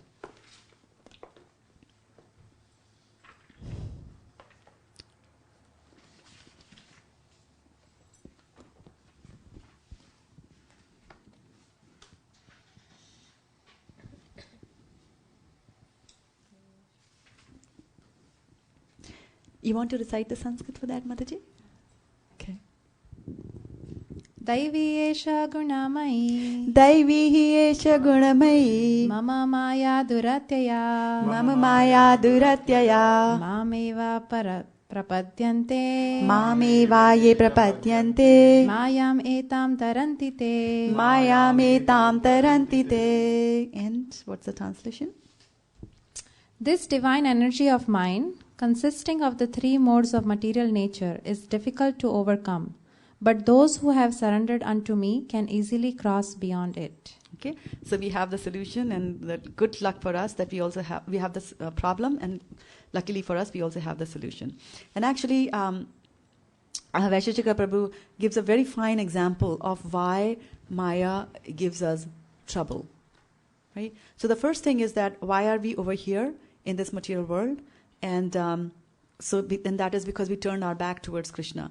And Krishna is a very loving parent, and as a loving parent, he wants us to go back to him. He really, really, very much wants us to go back to him. And but we are the ones who kind of want to control and enjoy and be on our own. So it's kind of like the teenager who wants to, cut off from the parents. And I know Pooja doesn't want to do that. And wants to cut off from the parents and be out in the world and enjoy. So we want to enjoy ourselves rather than becoming objects of enjoyment for Krishna. So Krishna has put us in this material world over here so that we can go through that on trying to control things. And once we figure out that we cannot control anything, then we will hopefully turn our back towards Krishna and go back. So putting us into this material world is kind of like, the parent wants the child to improve, and as part of that, you send the child to a tutor, right? You don't admonish your child yourself. You send it off to a tutor, and that's exactly what I did also when I was back in India. I used to work and come back home pretty late in the evening, like 7 o'clock, and I had a child. And so you go back home in the evening, and there's homework to be done. And so what do? You end up starting to shout at the child. And at one point in time, I started thinking, this is not the right behavior. The small amount of time that you're spending with your children, it should be good quality time. So what I did was I said, hey, you know what? You go to the daycare. I'll arrange for a tutor for you over there. And let the tutor do all the scolding and shouting at you. I will be pally-pally with you. So that's exactly what Krishna also does for us. So he has put Maya in charge of this. And so that's why you're here. But this is a prison. So if you look at it's sort of a prison, because if you look at the structure of the universe, right? So there are 14 planetary systems, and it's shaped like a what? We just read the Brahma Samhita. Annantara, it's shaped like anda means egg, right? So it's shaped like an egg. So universe is in the shape of an oval, and it is surrounded. The entire universe is surrounded by layers and layers and layers of earth, and then water, and then fire, and then ether, then mind, intelligence, false ego. And in between there are other things as well, like there is sugarcane juice, there is wine also some places. So the idea is that you should not be able to get out. You should not be able to get out of this material world by using some kind of a mechanical means. So that's why we're all inside over here. And then if somehow the yogis are able to go from one planetary system to another planetary system, they are able to get those kind of mystic powers. But Krishna doesn't want to make it easy for them to get out. And once they get out of this material system, they should not be able to go into the spiritual planets on their own. They should have done sufficient merits, and they should be qualified to go into the spiritual world. So that's why in the Brahma Samhita in the morning, in the beginning, few verses they talk about that there are 10 tridents in the 10 directions known as east, west, north, south, zenith, and nadir, and all those 10 directions. So you can't get out of this, and even if you somehow or the other try to get out, you can't go into that good part because there are dikpalas over there waiting to not let you inside. So when you make a determination that when you read that verse and say, hey, you know what, I'm being miserable and I want to get out of this world, and by the linking process of devotional service, then Maya knows that you're now trying to get out of the prison. You're made up your mind, now you're determined to go out because this is not a place worth living. This is dukkhalayam and ashashvatam. It is also temporary. So when you try to get out of the prison, what happens in this world, right? If you're a prisoner and try to get out, the entire jail authority is after you, right? They will set the sirens out, the police will be out, there will be announcement on the television that this is a convict, he has escaped, and then if you are a really bad convict, then the FBI will be, Interpol will come, so it will be a big thing. So when you try to get out of this material world, then Maya starts to give you trouble, right? Because Maya is actually Krishna's servant. It's not that she's really bad. She's actually doing a thankless job, much as sometimes the parents have a thankless job of telling, the kids, don't do this, don't do that. And agree, Gandharva Kamaji? So Maya does the thankless job. So first and foremost, she makes it miserable in general. Even if you're not pursuing devotional service, she makes it miserable in general, so that you'll, at one point in time, you'll figure it out. It's not a good place. Let me go back. And when you make up your mind and say, yes, I want to go back, now she starts giving you the tests that are you really sincere? Are you really sincere? So you go on to devotional service, and what you thought was, okay, I will maybe start going. We all do jobs. It's difficult for us to take out time to perform devotional service. And so maybe I'll figure it out. I have got some cash stashed away, and I've got some stock. Let me sell all that and pay the mortgage on my house. Then there'll be less expenses for me. And then I will just go and work half-time in my job. So we find out this nice and cozy thing, and you do everything. And so whatever bank balance that you had, you put that into the house. And then guess what? You have an earthquake and the house goes away, right? Or you lose your job. So Krishna is actually testing you more and more and more via Maya. And so you're trying to escape from the prison, and Maya is not allowing you to do that. So those were the Adi Devic sources of having difficulties when you're trying to go back home to back to Godhead. Then Adi Bhautik. Adi Bhautik is, what is Adi Bhautik? Troubles that are caused by other living entities. Caused by other living entities, right? So, Pooja, did any other living entity ever give you grief? Yes. And who's that living entity? May I know? Maybe not like any physical pain, but usually like any classmates or somebody says something, it hurts your feelings. Hurts your feelings. That's a way of hurting somebody else. Exactly. Yep. That's a subtle way of hurting, and subtle ways of hurting are very, very, very, very much more difficult. If somebody slaps your face, then the pain goes away after some time. But if they slap your ego, then it really, really hurts very hard. Right? Some of the examples of adibhautik sources of trouble for those who are on the path to devotional service is the trouble that our dear Hiranyakashipu, not our dear, gave to our dear Prahlad Maharaj, right? So Prahlad Maharaj was born in the family of a demon.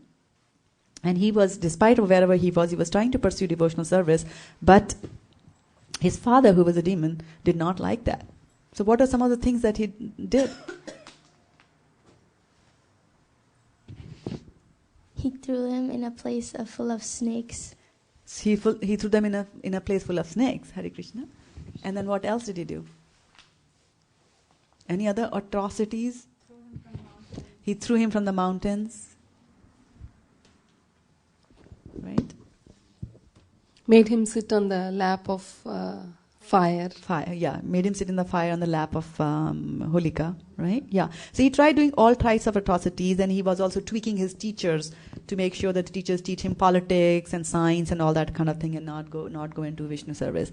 So Hiranyakashipu was there. Then there is during the Dwapar stages, we have the story of Vishwamitra, right? The Rakshasas would not allow him to perform the yajna sacrifices that he was trying to do. They would go and throw meat into the yajna sacrifice. So whenever people try to perform devotional services, then, the world is kind of like up against it. What about much more nearer? Like, 500 years ago in the Leela of Chaitanya Mahaprabhu, we had Nawab Hussain, right? And we had Sanatan Goswami and Rup Goswami, who wanted to take off, and the Nawab Hussain got angry. He threw them in jail, right? So those who are not devout will be very, very antagonistic towards those who are trying to perform devotional service. And then there are peers who will make fun of you. Like I know of a friend who's trying to become a devotee. I mean, I know he's already there. much higher, but he's kind of like started the process in a formal way right now. And his friends and all, they make fun of him. They just make fun of him. So there's peer pressure, like you said, that it hurts you when people make fun of you. Then that could be the family. Your own parents could come and say that, hey, what are you doing? What is my son doing? What is my daughter doing? Let's get them married, right? So that they won't go into devotional service. Or if a husband starts performing devotional service, the wife will say like, are you becoming a sannyasi? It's not necessary to become a sannyasi to perform devotional service. You can do wherever you are, you can perform devotional service. And then the third bucket of sources of miseries in our devotional service is adhyatmic. Adhyatmic sources. What are adhyatmic? What does adhyatmic stand for? You want to say? Okay. Go ahead. You go ahead. The disturbances caused by your own self. The disturbances that are caused by own self. So what are the disturbances that could be caused by own self? And Ganzavika Mataji had pointed out that she had said that our material desires are our biggest enemy. Are they? Have you ever felt miserable because of you desired something? Did you, Stacey Mataji? It's there. It's there. I listen. It's there, and I let the conversation kind of go for a moment and say, I'm just observing this, and I'm not going to be affected by it. There you go. There you go. That's very wise, right? So it's a very powerful technique to observe that I'm undoing miseries, and then take refuge of the verse that we just saw, that you are not this material body, you're not that. So just get into the observing mode and just observe, right? And once you get that, the day that you get that superior spiritual intelligence, that what the hell am I doing? My whole life, my senses have been just ordering me around, day after day, afternoon, morning, evening, night, day after day, day after day, day after day, every day. And I can see Mukharvinda is smiling because that's his favorite. I know that's his favorite words from Bhakti Rasamrita Sindhu, right? Do you want to share that with us? Kamadhinam. Okay, and it's in your shloka book. Let's see what page is that. It's CC Madhya 22.6.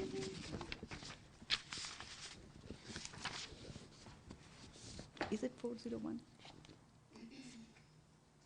It is in 401. 401. Okay. Why don't you give it to us? Sorry. Why don't you recite the Sanskrit? Yeah, Sanskrit goes, is in 401 page in Page the 401 of your shloka book. Shloka book. Kamadhinam katina katidha palita durnideshaste. Kamadhinam katina katidha palita durnideshas. Tesham jata maina karuna natrapa nopashantihi. Maina karuna natripa nopashantihi. Page 401. Utsrijyatan atha yadupate sampratam labdha buddhis. Usrijyatan atha yadupate sampraptam labdha buddhis. Tvam ayatah saranam abhayam mam niyukshvatma dasye. Tvam ayata sharanam abhayam mam niyukshatma dasye. Okay, and let's see what the translation is. O my Lord, there is no limit to the unwanted orders of lusty desires. Although I have rendered these desires so much service, they have not shown any mercy to me. I have not been ashamed to serve them, nor have I ever desired to give them up. O my Lord, O head of the Yadu dynasty, recently, however, my intelligence has been awakened, and now I am giving them up. Due to transcendental intelligence, I now refuse to obey the unwanted orders of the desires, and I now come to you to surrender myself at your fearless lotus feet. Kindly engage me in your personal service and save me. Right? So, because of a material desire, we desire something, and because we are desiring something, we go and start over-endeavoring to get that, and we are focused on the result, and when you don't get the result, you are miserable. Right? So, and even if you get the result, do you get happiness? No, right? One of my managers, Carrie Anderson, used to tell me that you are happy 2 days. The day that you buy your boat and the day that you sell it. Right? So you desire to have it, you get it, and then you know what comes with a boat, you know, the maintenance, where to dock it, all that kind of stuff. And so now you want to get rid of it. So the day you sell off your boat, that's also a day that you're happy. Right? So pursuing our desires is not, and getting the desires is not a necessary thing, that is not a guarantee that you'll be guaranteeing happiness, because there is no, this world is dukkhalayam. This is a place of misery, so don't expect to get happiness out of that.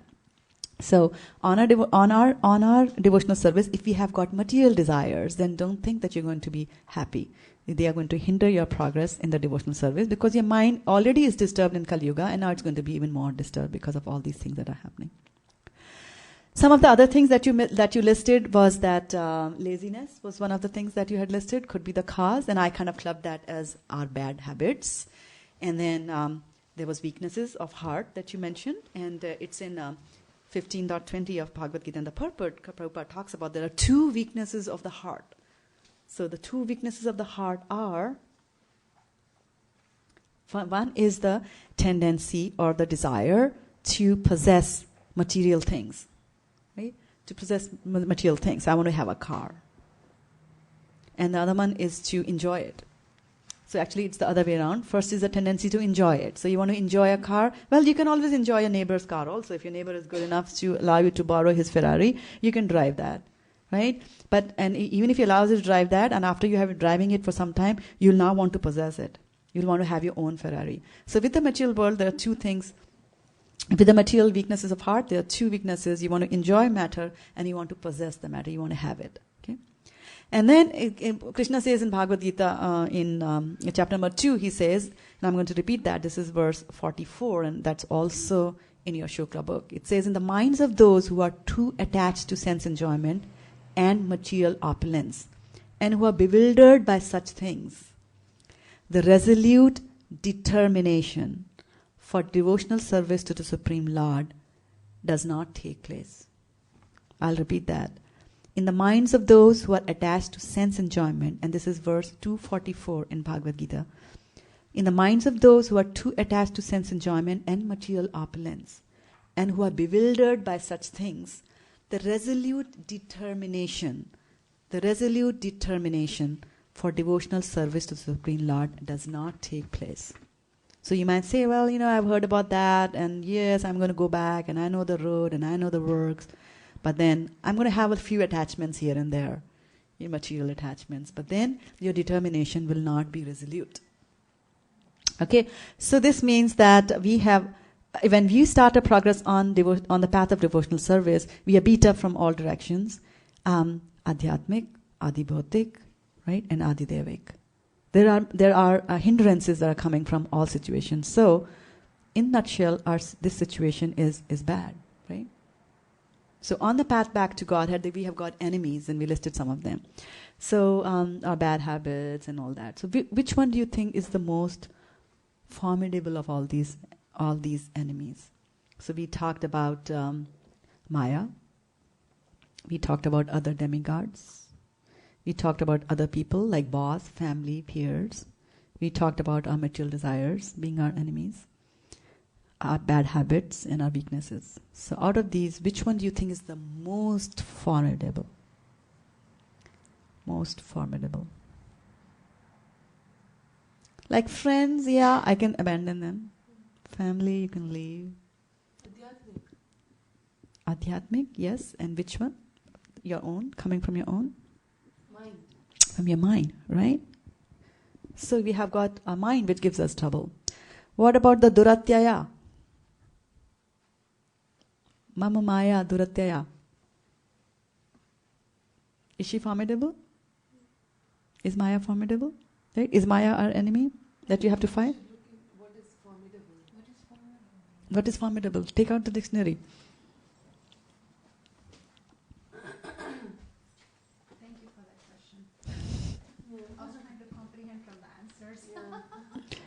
Formidable. Formidable. Beautiful. Okay.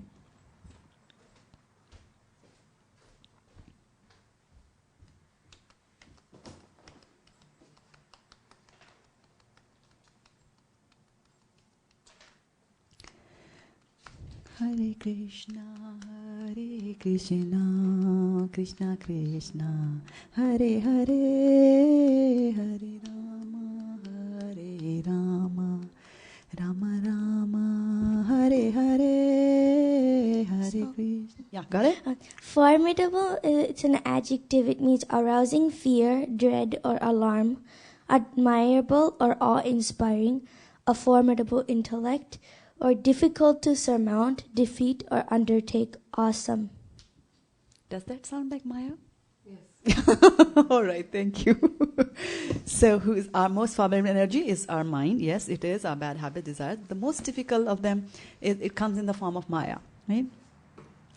So, so we have to fight her, right? So we have to fight Maya. So, somebody was saying that fighting with Maya is like fighting a gorilla, right? So imagine, like, you have a 400-pound gorilla, and you have to fight with that 700-pound gorilla, and you have to fight with that gorilla. So when you're fighting a gorilla, when do you give up? You don't give up when you are tired, right? You give up when the gorilla is tired, right? So the same thing is with Maya. You don't give up when you are tired. We have to make Maya be tired of that. Right? And so you stay determined in your path of devotional service. You say, come what may. Okay, she's going to slap me, I'm going to fall down, I'm going to get up again. So if at first you don't succeed, try again. So you must have that kind of a determination that come what may, I'm going to not allow Maya to take me over. Have that resolution in your mind. Stacy, is there a question coming? Please use the microphone. We are broadcasting and recording. It reminds me, because I've had some of that, where we just forget our eternalness, that we're just eternally connected, and it's me to wake back up again. You just go, no, I'm the one who was sleeping. Nobody did anything to me, and it's really about my own. So Thank you. Yes. Thank you. Thank you so much for sharing that. So, but the question is that, when will Maya be tired? but they can't get tired. She can't get tired. She does get tired, right? We have evidence. And but to us, she appears to be relentless, right? What do we do? So, I remember, and I was telling you about that the other day, that when I was living back in India and my daughter was small, we lived in a place where the rest of the kids were much older than her. And so you know how kids are. If you are physically stronger, then you oppress the younger one. So my daughter used to be, somebody would come and pinch her or push her, and she would fall down, like that kind of stuff. And so she was helpless. She didn't know what to do, because here is a tall boy or a tall guy, towering over her, and she's already been beaten, and she doesn't know what to say. So she would just stand there, and she will say, you know what? I've got a brother, Danny, and he is 6 feet tall, and he will come and beat you up. So that's what you do when you can't help yourself. Then you go to somebody who's stronger, right? And for example, if you do that in our office also, suppose you've got a boss who's like Maya, right? Duratya. A boss is giving you trouble. So what do? We sidetrack that boss and go to the boss's boss, and then we go and complain, right? So the same thing we are saying, that, if Maya is giving you trouble, go to Maya's boss. And who is Maya's boss? Krishna. There you go. And where can you give me some scriptural evidence for that? That Krishna is Maya's boss? That she's under him?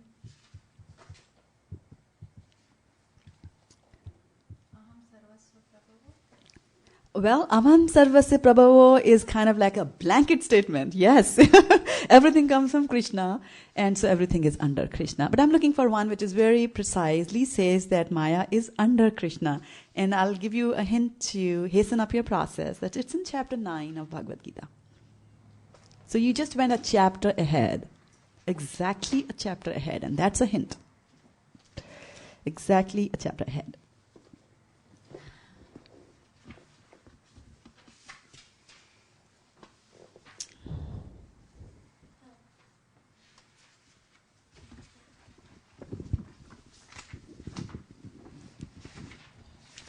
Is it 9:10? Yes, exactly. You got it. Bingo. Maya Dyakshena Prakritihi Maya adhyakshena prakritihi Suyate Sacharacharam suyate sacharacharam Hetunanena Kaunteya hetunanena kanteya Jagat Viparivartate. jagat viparivartate. And give us the meaning also, please. The material nature, which is one of my energies, is working under my direction, O son of Kunti, producing all moving and non-moving beings. Under its rule, this manifestation is created and annihilated again and again. Again and again. It's such a beautiful verse, right? So, this material nature, which is one of my energies, is working under my direction. Okay? So, you go to Krishna, and Maya is all darkness, and Krishna is all light. So, what is the definition of darkness? Darkness means no light. Okay? So, where there is light, how can there be darkness? Because you have defined darkness to be where there is no light. So if there is light, there cannot be any darkness. Right? So we say, and Krishna Surya Sam, Maya hai andhakar. Jahan Krishna taha nahi, Mayera adhikar. So Krishna is like the sun, and Maya is darkness. So wherever there is Krishna, Maya cannot be there. Just by the sheer definition, simple logic, right? So we will be like my little daughter, take help of someone stronger, all-powerful, and who controls Maya. So we will go to Krishna. And as Puja Mataji has pointed out earlier, she spoke from Srimad Bhagavatam 1.7.6. If you go back to your shloka, because we are going to take refuge of this shloka again and again, again and again, again and again. We have to keep on going back and back and back, again and again to the Srimad Bhagavatam, because that was the scripture that was written specifically for us in this material world. So SB 1.7.6. And if you can give me the page number of the shloka book so that we can share with Stacy. Page number 175 of your shloka book.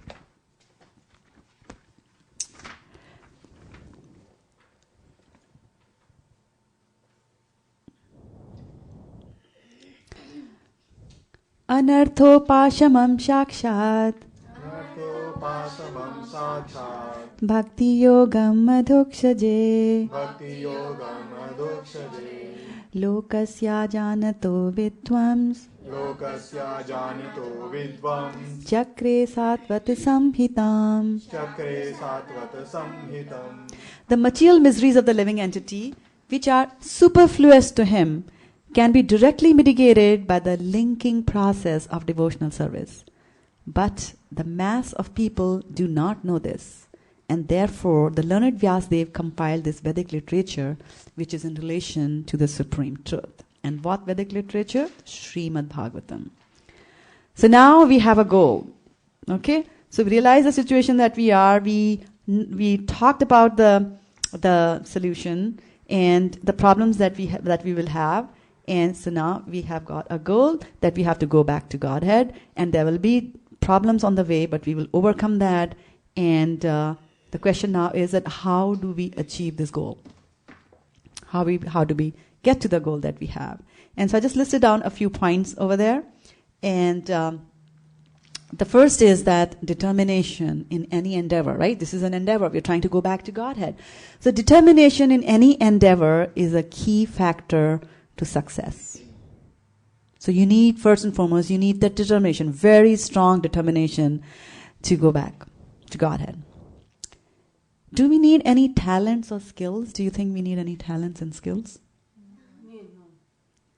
Maybe useful, but not mandatory. Not mandatory. And remember, the talent and skills, they're good if you have talents and skills, but you can always make up for the lack of talents and skills by having a strong determination. Do you need discipline? Yes. Right? Now when I use the word discipline, do you think about determination when you think about discipline? Right? Discipline smells of determination because there is determination inside discipline. So what could be a discipline that you would have in devotional service? What could be a discipline that you might be following? One example of a discipline that you might want to follow? Do you follow any disciplines? You do? Stacy, then why don't you share those with us? I also heard that discipline is a way of pleasing the soul. Oh, wow. That's beautiful. So simple. And so not taking more than I ever need, not too less, not too much. And that I can definitely do devotional service in its most purest form. And it's light. Perfect. So the discipline that Stacy Mataji follows is not taking too much, not taking too little. Atyara, not doing that. Okay. So discipline. Any other disciplines that you follow? Do you follow any disciplines? You chant 16 rounds. That's a discipline. Very good. Getting up in the morning, is that a discipline? Right? So all these disciplines, you cannot have discipline without having some kind of a determination behind it. That I am going to get up at 4 o'clock in the morning, 3 o'clock in the morning. I'm going to come to the temple on Saturday, like that, right? Do you think we need association? What type of association? Devotee association, right? You need to have the right association. Do you think it'll be good to have some role models? Yes. So if you're determined to go back to Godhead, so you will have some kind of a role model. And obviously, when doctors want to know more about doctors, they go to the Doctors Association. They want to know more, lawyers want to know what's happening in the law field, they go to the Lawyers Association. There's a Hotel Owners Association where we go and try to distribute the Bhagavad Gita. But so depending on what your goals are, you try to go and mix and have association with the similar kinds of people. Birds of a feather flock together. And so we try to go there. And we'll also choose, a role model who might be doing something similar to what we are trying to do. So in this case, our role model will be someone who is determined to go back to Godhead, because that's what we are. We are determined to go back to Godhead, right? Patience. 2 years versus 40 years. Right? So patience, the results might not be immediate. You decided to go back to Godhead, and pursue devotional service. The results are not good. Number one, there are lots of difficulties on the way, and the results are not coming very soon. So you will need patience. You need patience, and you are determined that I am going to grin and bear it. Let it take as long as it takes. Now, we read the Brahma Samhita on Saturday mornings. There is something. There's a verse in Srimad Bhagavatam that says that you will get devotional service, but you get it slowly, not very fast. Slowly. In other places, you usually said, you get things very, very, very fast. Janyate asu vairagyam, it says in Srimad Bhagavatam. Or bhavami na chirat partha. Krishna says, very quickly this will happen. Quickly. Shipram bhavati bharmatma. Quickly things are happening. But there's one verse that says it goes very slowly. It's the slow degrees. It happens in slow degrees. Give it to us, please. Slow. Yeah. You were trying to tell me something? Go ahead. Yeah. I think that if we get everything so easily, like the devotional service, it's a priceless gem. And if we get it so easily, we are all human beings and we'll have the tendency to take it for granted. So if we get it very easily, then we're not going to appreciate the value. Very nice. Very well said. Yeah. So you have to strive and really work very, very hard on that. Okay? So you have Brahma Samhitas with you. Let's go and look at verse number 59.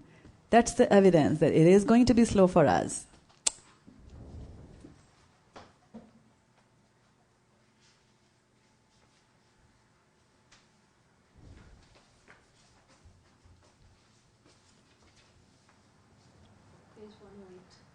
Page 108. All right, let's go. Gandharvika Mataji, do you want to give us the words in Sanskrit? Pramaнаistat sadacharais tad abhyasair nirantaram bodhayan atmana bhaktim api uttamam labhet. Translation: the highest devotion is attained by slow degrees, by the method of constant endeavor for self-realization, with the help of scriptural evidence, theistic conduct, and perseverance in practice. Right. So the key words there are, that I'm looking for there, is slow degrees. It is attained by slow degrees. So you'll need all the patience of a saint. Right? Go ahead. Yeah, go ahead, Stacey. I've for myself found that where you have that patience or you wish, I was moving, and you start having this, it's actually an energy we need to be in that place of depth, that you can't be too laxed, but you can't be too agitated. So there's this point of friction that's actually healthy to be in, and it keeps us aware in the present moment. Yes, and also when you're saying that when you have patient people are not moving a lot. Movement means kinetic energy, and when you are not moving, what type of energy do you have? Potential energy. Your potential increases, right? So patience is a virtue. So 2 more verses to support that determination is the key to success, and now one of them is from Updeshamrita. Utsahan nischayat dhairyat tat karma pravartanat sangatyagat sato vritte shadbir bhakti prasidhyati. And this is a verse which is also in your shloka book. So if somebody will give me the number. 332 is what Mukharvinda says, and we will believe him and go to 332.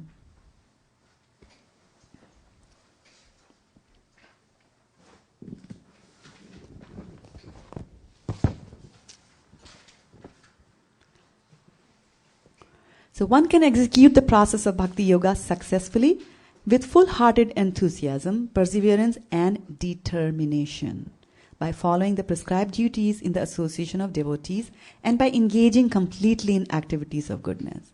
So, determination. What's the Sanskrit word being used over there for determination? Nishchaya. Absolutely. Thank you. So that's the word again. And then in our good old Bhagavad Gita, my favorite scripture, in chapter 6, where Krishna talks about Dhyan Yoga, in verse number 24, he says, again, he stresses on determination. Krishna says to Arjun, Bhagavad Gita, chapter 6, verse number 24 in your books. If somebody will share the page number, others will benefit from that. 81. Page number 81. Thank you very much. 81 for chapter 6. Oh, on the shloka book? Okay, thank you. Page 81 in the shloka book.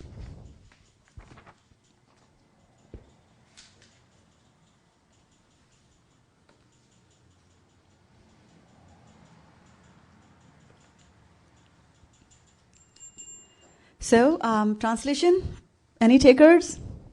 Anybody wants to grab the microphone and belt it out? The translation.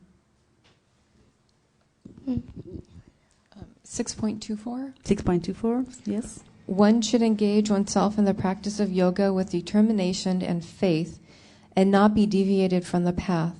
One should abandon without exception all material desires born of mental speculation and thus control all the senses on all sides by the mind. Right. So what's the word that we are looking for?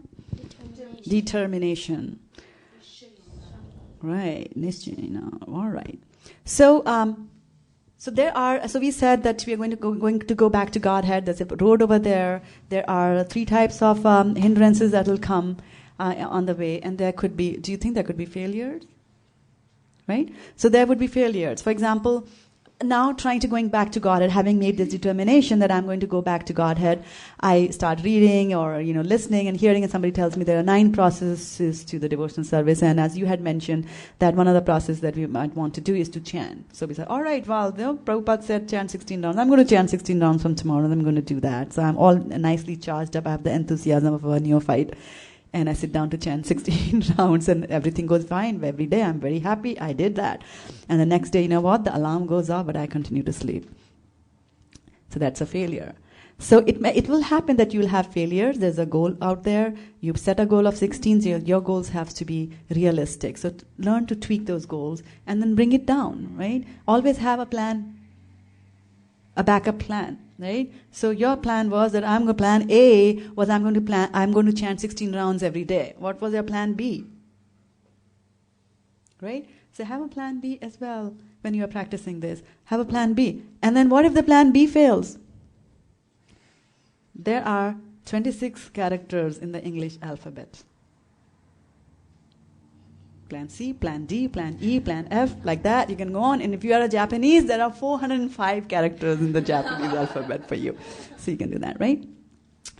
So now you might be thinking like, oh my goodness, like 405 plans, and then I fail all of them. Isn't that frustrating? I'll need a power supply to be connected to them. So you might just say that, isn't that going to be frustrating? This is a struggle. This is a struggle. And I was first trying to get out of that struggle. Didn't we first start with that there's misery in this world and we're all struggling? And now you put me into devotional service and there's struggle over there again. Now, so am I not back to square one? Right? Mana, Shashtani, Indriyani, Prakriti, Sani, Karshati. Karshati was the word, right? So I'm still struggling over there. There's still frustration. So how do I handle that frustration that's going to come on my way? And then here is a quote from somebody who's a writer as well as a consultant, Mr. Hodge. He says that to conquer frustration, one must be determined. Right? One must be determined to remain intensely focused on the outcome and not on the obstacles. Intensely focused on the outcome, going back to Godhead. So I'm chanting 16 rounds and I'm aiming to chant 16 rounds because I want to go back to Godhead. And on the way, the alarm will go off and I'll go to sleep and my peers will say, what's wrong with you? All that's going to happen, but I'm not going to budge from that. Right? And take refuge of the words from Bhagavad Gita where Krishna says, Kaunteya pate janehi name bhaktaha pranashyati. My devotee never falls down. Yeah, these are minor things. You fall down, get up, and start walking again. Have the right association. Sadhu Sangha, Sarva Shastakaya. Like Lava Matra Sadhu Sangha, Sarva Siddhi Haya. Go ahead, Stacey. I just found recently, too, that if I get frustrated about what I'm aiming for, it's maybe I'm focusing on short-term results. But when I get clear on what the long-term results are going to be, those are infinite and definite and are going to bless our lives and can just change everything around at 180 and I sit there again and go, okay. Exactly. And it's very, very important to keep this in mind that when you have a long-term goal and you split that goal into short-term goals, then failure of a short-term goal doesn't mean that you have failed in the long term. There will be many, many failures of your short-term goals. But as long as you're headed in the right direction, as long as you're thinking that, that's what I'm going to aim. For example, people are setting up factories. Henry Ford, the famous Ford Motor Car Company, he failed 9 times. Right? And then he was a success the 10th time. So it's very common for that to happen, for you to fail, but then remember that you have to be in the right association. And when it comes to association, Vaisheshika Prabhu stresses so much on that. And what I'm going to do is I'm going to just read from one of the missives that he sends out twice a week. So I'm just going to read from that. So he was in Burlingame, California when he wrote that. It was the year 2012, May 8th. Advancement in any practice comes quickly to those who cultivate association with those who are experts in that practice. So what type of association? Associate with people who are experts. An Italian proverb puts it this: keep company with good people and you will increase their number. Similarly, to advance in Bhakti Yoga, one must associate with practitioners who are more advanced than oneself. Lord Chaitanya told Sanatana Goswami, one should taste the meaning of Srimad Bhagavatam in the association of pure devotees. And one should associate with the devotees who are more advanced than oneself and who are endowed with a similar type of affection for the Lord. Chaitanya Charitamrita Madhya 22.131. Om Tat Sat. With gratitude and affection, Vaisheshika Das. So, association. How and who can we associate with, right? You can associate with Prabhupada's books. Srimad Bhagavatam has been written specifically for the people of Kali Yuga, and you'd already defined the qualities: always disturbed, stupid, less intelligent, like that. So you can associate with the book Bhagavad. But you can also associate with a person Bhagavad and make that person your role model. Right? So when it comes to making somebody your role model, the question is that why should you have a role model? In devotional service, why would you want to have a role model?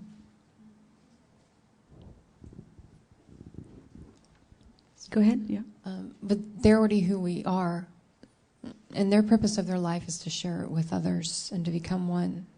Might be a little further ahead in what you're looking for. So from your perspective, so that's what the role model does. The role model wants to share everything. But why would you want to have a role model? Well, it also shows that you're not thinking just about yourself.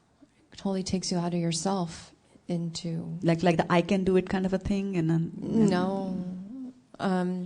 It's a form of you're not looking at yourself. You're going out of yourself and looking into.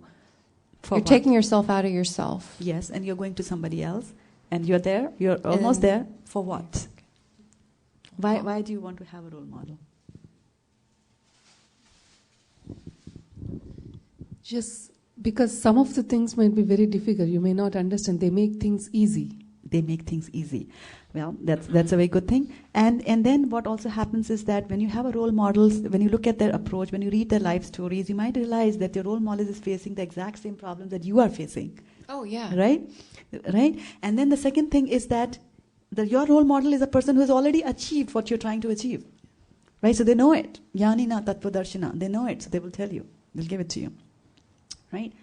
So what type of people would you make a role model for yourselves? So Krishna says in Bhagavad Gita again, 7.28, Yesham tva antagatam papam jnananam purna karmanam te dvandamoha nirmukta bhajante mam dridvrataha.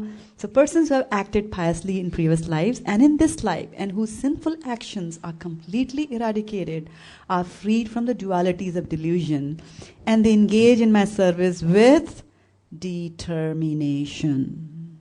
Right? So you should make those people your role model who are themselves determined. Right? So it can't be anything goes. You have to choose your role model very properly. Right? And then we talked about how Maya gives you grief, right? And Krishna says in 9.13, O son of Pritha, those who are not deluded, the great souls, are under the protection of the divine nature.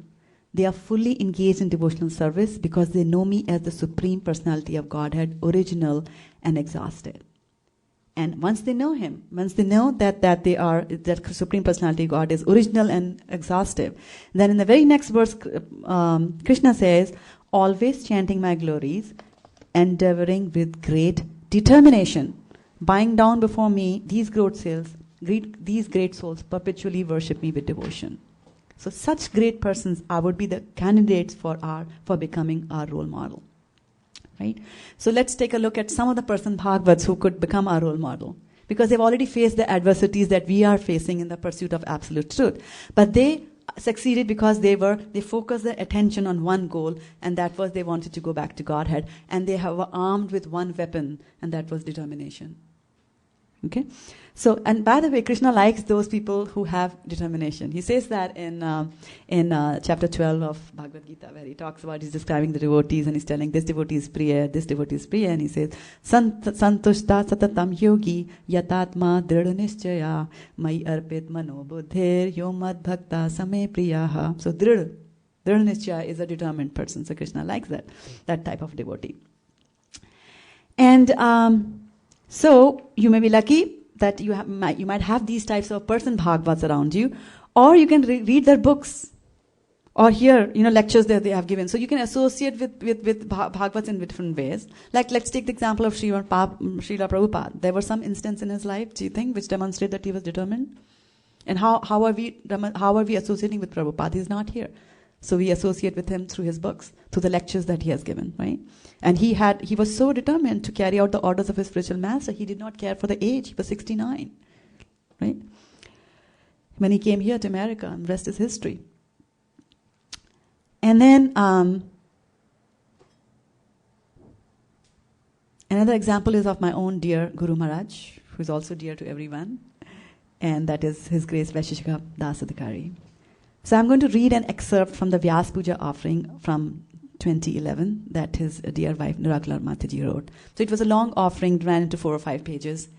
And then I've just selected the ones which are relevant to what we're discussing. So most of all, she's describing and she's telling him, most of all, you love being out on Sankirtan with the devotees. In all of my years in ISKCON, I have never met another devotee who relishes Sankirtan as much as you do. You are happiest when you are out giving others a chance to begin their spiritual life in earnest.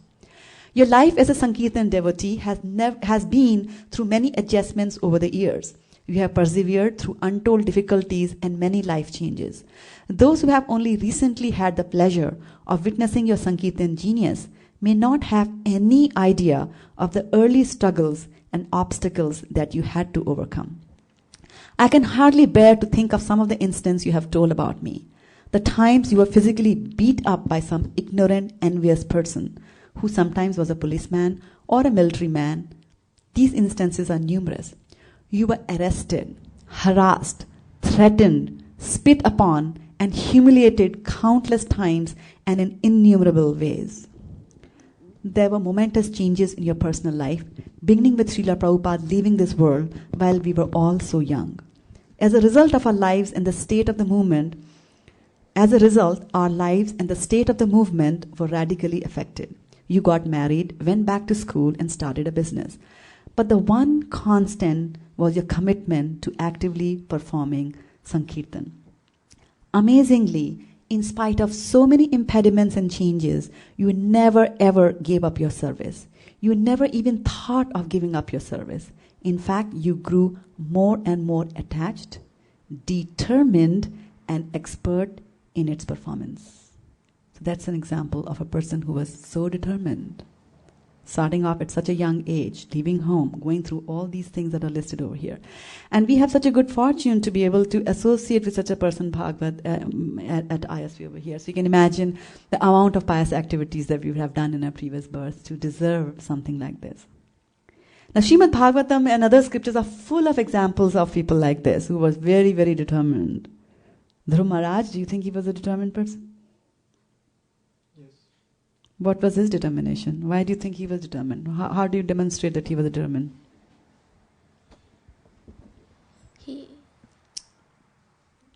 Okay, go ahead. He took the instructions of his spiritual master Narada Muni so seriously at a young age, and he made it to the point where he actually saw the Supreme Lord. Yes. And he was determined, right? He was determined. Initially, his determination was for a different thing. He wanted a kingdom which was much, much better than his father's, right? And he was determined to get that. And on his way, the obstacles came.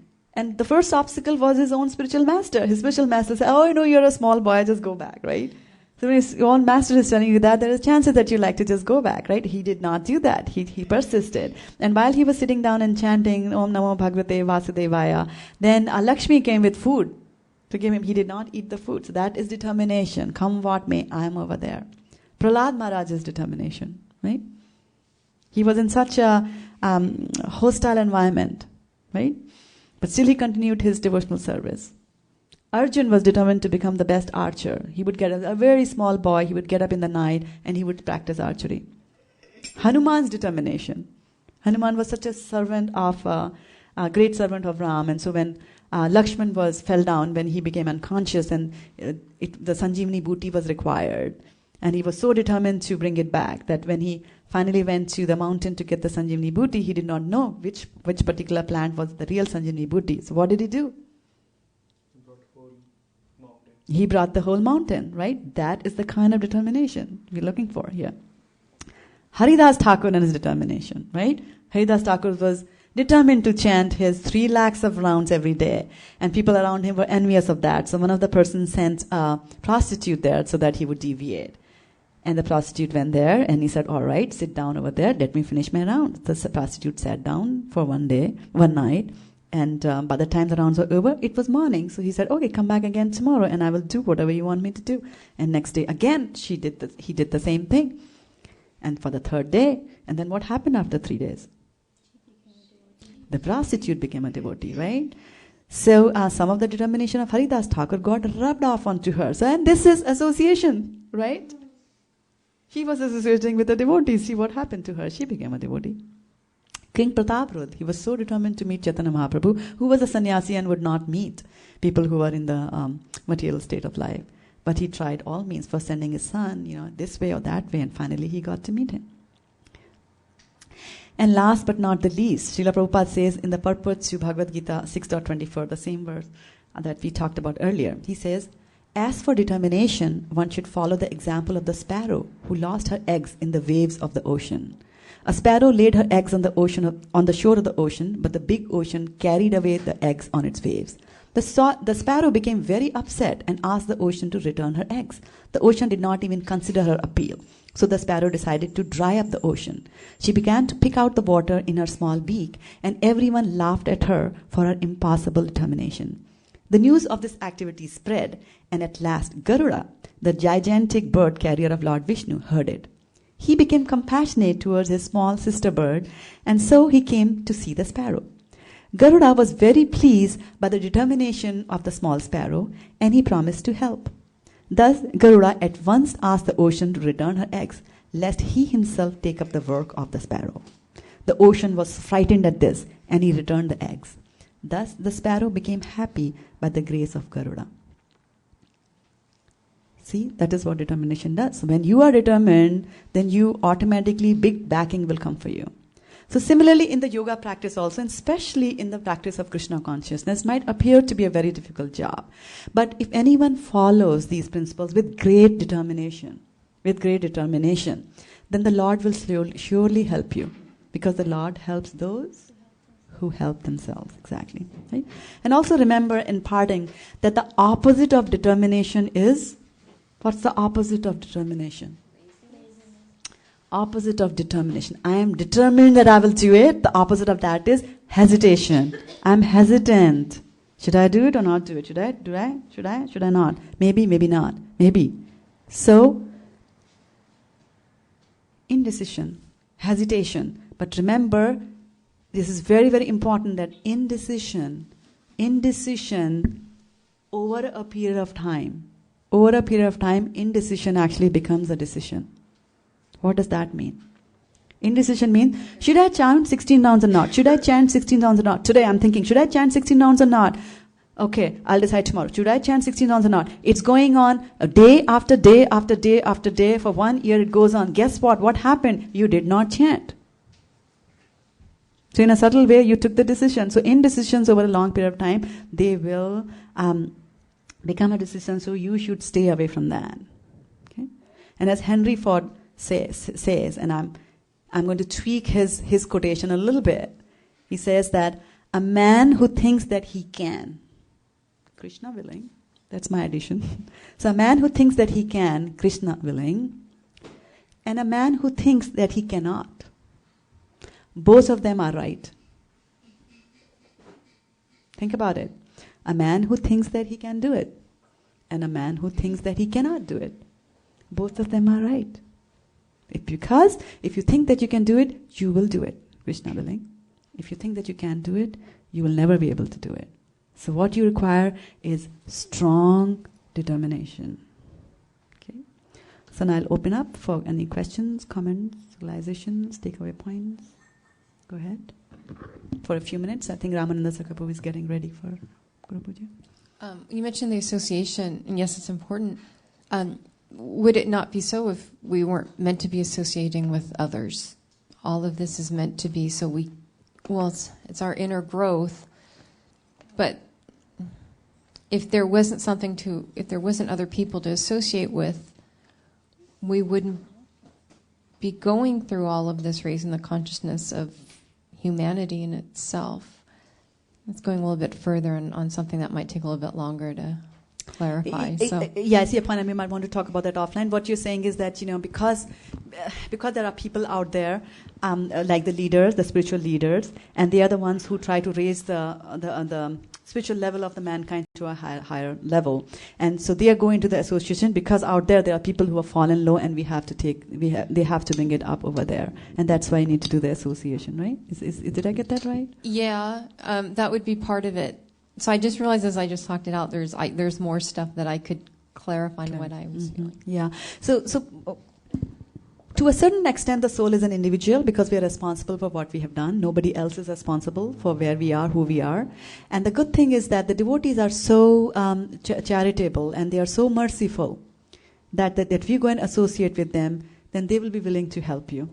Actually, those people who are Mahatmas, they never look down upon the fallen souls. They feel more compassion and more mercy for them. and they're willing to help you go back. It's just the openness has to come from our side. And so to that extent, association is very good, because when you associate with someone, you get the properties of that. For example, Prabhupada gives this very famous example of an iron rod, right? If you have an iron rod, what can the iron rod do?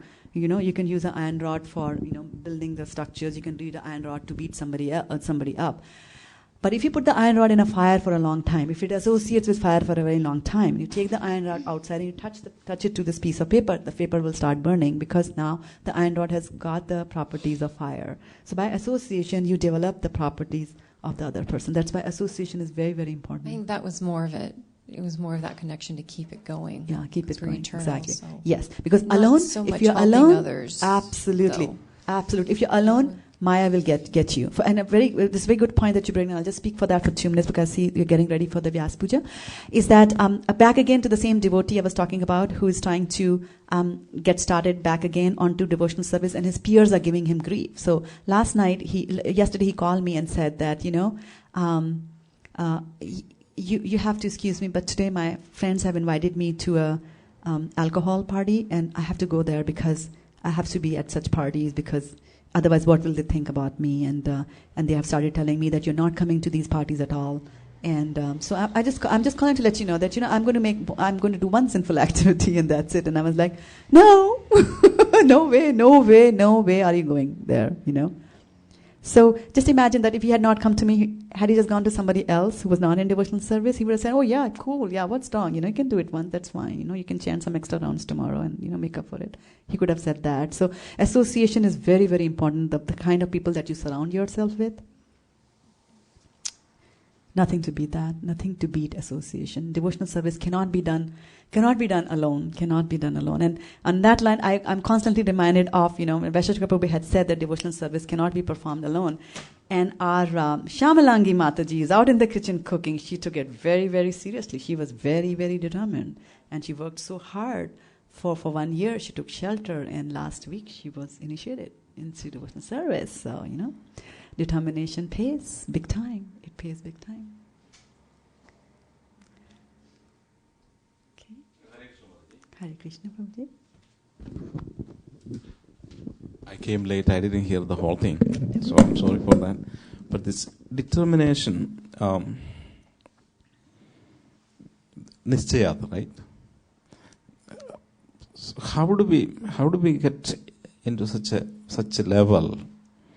So I feel like there's something else, some other element, some other foundation will be there before it's determined. And I was wondering what is those things. The association is, once you decided, you have that determination, then its association is adding up with that. But what is the basic foundation to get into that level? It's a very nice question. Sometimes you see that happening in one family itself. Like, one child is very, very determined. Whether it is studies or whether it's devotional service. One person is very, very extremely determined. Same person lives in the same house, eats the same food, breathes the same air, lives at the same temperature, right? And is not determined at all. Right? So a little part of it comes from your sanskaras, what you have been doing in the past. Right? A little bit of that comes from that. But the good news is that, even if you don't have determination, believe in the power of prayers. Believe in the power of prayers. You can always pray to God that, I'm so lackadaisical. I'm not determined. I'm always indecisive. I'm always hesitating. Can you make me strong? Your prayers are always answered because Krishna lives in your heart and He knows what's going on in your heart. And He will reward you with whatever you need appropriately. He looks for your intentions over there. And, go ahead. In one word, yeah. And I was going to come to that. So how do you get faith, Shraddha? How do you get the faith, right? So faith can come from two places. Faith can come because you have performed pious activities in the past. So it comes from there. You have a bank balance of Sukriti. And so from there you get Shraddha, right? Or you could get Shraddha because you got the mercy of a pure devotee, right? So you can also get from there. You can also get determination by just practicing it. If at first I don't succeed, try again.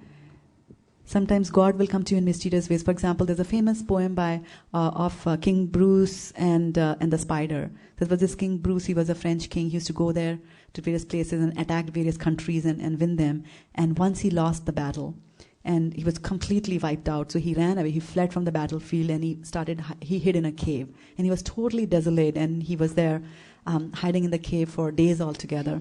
And then one day he saw that there was a spider there, and the spider was trying to go to some place, and the spider kept falling down, and then the spider would go back up again, kept falling down, going back again, and the spider tried that like 8 or 9 times, and then the spider finally reached up.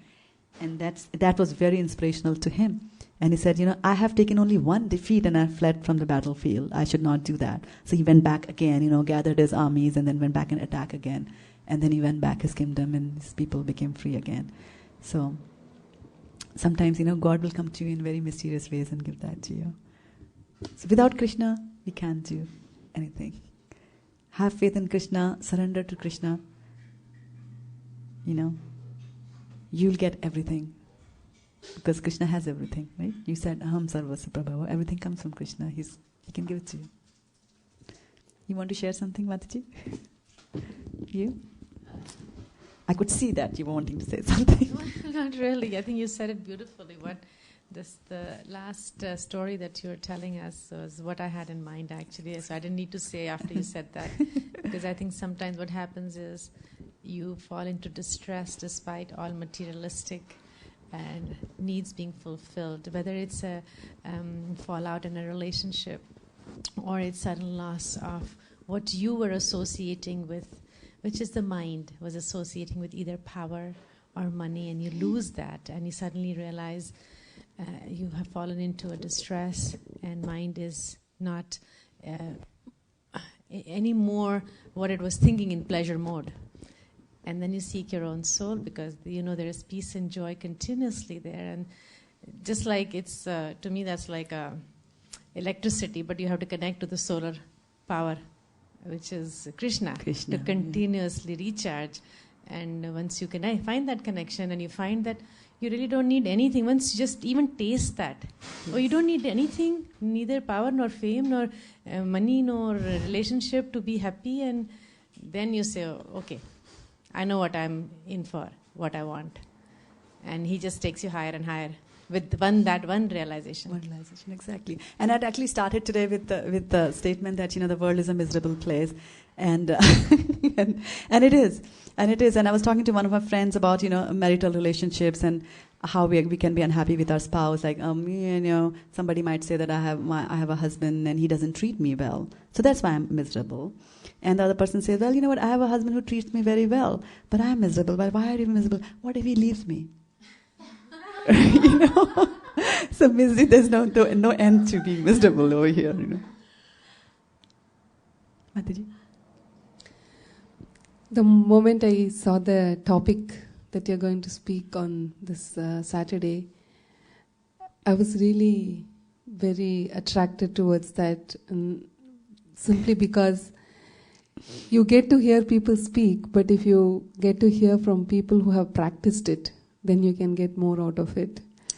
So I was really, really you should thank Vishaka enthused to come here and hear from you, because we were coming, Pooja and I were talking like how much you were so determined, and you work and you have so many other obligations, but you were so determined that you read all the books and you got initiation from Vaisheshika Prabhu, and so surrendered and doing so much service. So what other example do we need? And I would like to know more and more tips from you to be determined in Krishna consciousness. Yeah. So I was saying that the other example that we need is Gandharika Mataji's own example. Because people always ask me, like, how do you manage this, and you have a job, and how do you manage a devotional service, how do you manage this? And I say, you know what? I mismanage everything. Ask my manager. And when it comes to bringing up my child, I didn't, I was doing like hiring tutors and all that kind of stuff. I was doing that. But to you, I see like, so much dedicated, despite, I've heard, the job profile, and your job is really difficult. You can get called at odd times, and still you take such good care. You're raising a child in Krishna consciousness. You're a family full of devotees. I should actually learn from you about how to be determined. I mean, I always take inspiration from you. Like, when it comes to how to lead a life properly, how to take care of children properly, and a job as well. Completely, I'm like, And sometimes, like, you say that I'm surrendered to Guru Maharaj, and sometimes I think that, after a lecture of Guru Maharaj, Gandharva Mataji has heard more of that lecture than I have done, So, it's back to you. Yeah, we definitely need your blessings, Mataji, to practice like you and be on the fast track. On back home, back to Godhead. Yeah, we need Krishna's blessing, and Chaitanya Mahaprabhu. He's there with his arms open. And I just need to check with Ramananda Sakaprabhu really quickly. One quick thing, Ramananda Sakaprabhu, if you are in the kitchen, just let us know when we need to stop. Because I know you have the prayer ready. Yeah, Prabhu. I just wanted to make sure, that we are not. I can take some questions over Prasadam, and we can take that. Maybe one last reflection from. No, just a comment. We can see there's a mutual admiration society here. But I think what both of you highlight is a true guru. Because, much as you're laden with fruits, you're humble. And when a tree is very, very laden with fruits, it just bends down. A tree which is not bearing any fruits just stands. It could have said, oh yeah, I've been studying this for 40 years now, and it's about time I got it. No. Look at the way thank you. I really bow down to both of you. It's really not it's just the attitude, and you have it right. Yeah, thank you. And actually thank you to you, Mataji, because I have been thinking a lot about the way you described the Gayatri, the Brahma Gayatri mantra that day. It really enthused my own Gayatri mantra. When I chant that every day, when I sit down to chant, I do my seven. And the first one is Brahma Gayatri, and I always think about you. That it's so nice to the way you first of all, you told me how you're raising your children so well. You went and explained each and every word of the Gayatri mantra, and after that I even remember Guru Maharaj commenting like, after listening to that, don't you want to go and do your Gayatri? And it was like, yes. Again, you're exemplifying more fruits that you're bearing. You're so humble. You remember so small that from that's your greatness. Thank you. I always say that it's my good fortune that I'm here, because if you are not here with Krishna, you are with Maya. That's guaranteed. It's a binary system there. Okay, Hari Om Tat Sat. Shraddha Mataji ki Jai. All glories to assembled devotees.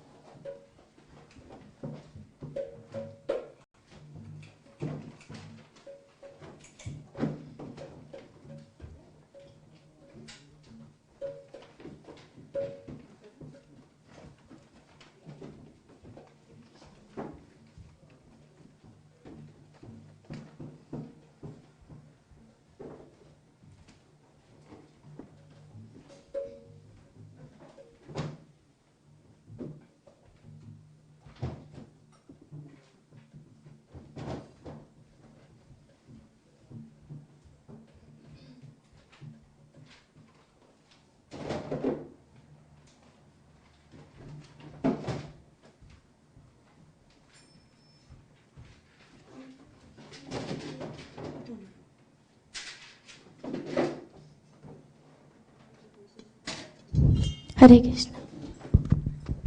Hare Krishna.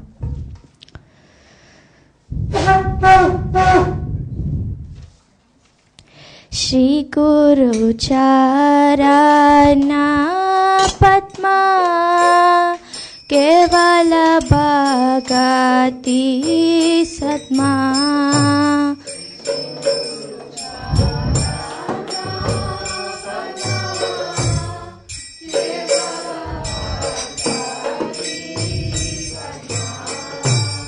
Shri Guru Charana Padma Kevala Bhagati Sadma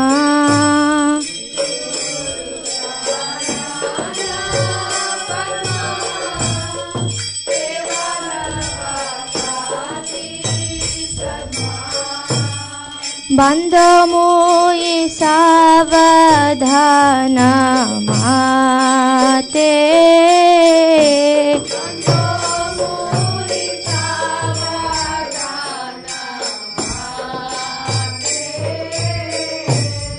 Bandha mohi savadhana mate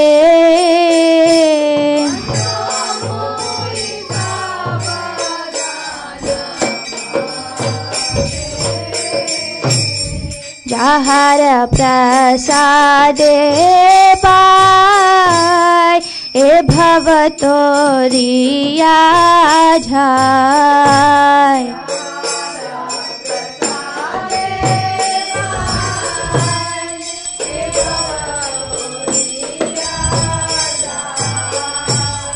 Jahara prasade pai e bhavatoriya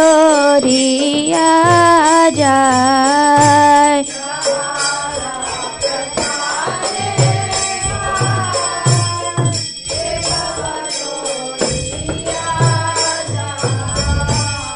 Krishna prapti ho jahaite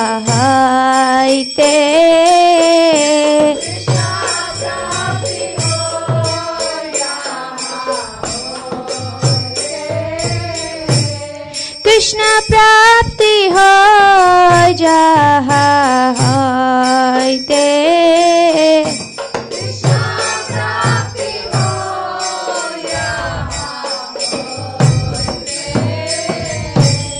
Guru mukha padma vakya chite te koriya kya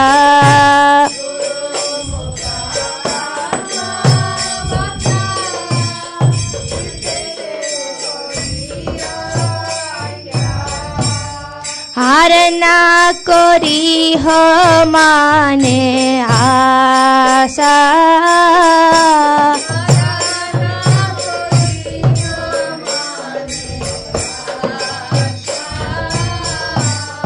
Harana kori ho mane asha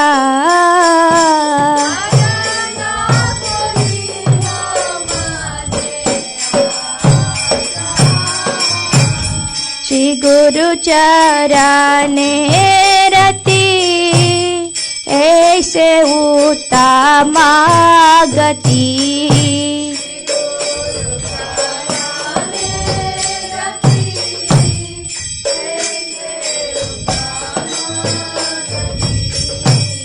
Jai prasad pure sarva asha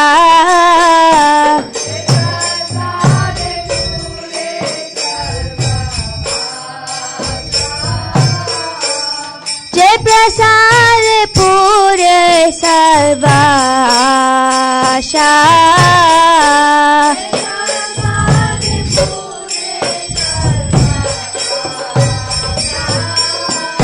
दान दिल जय जन्मे जन्मे प्रभु से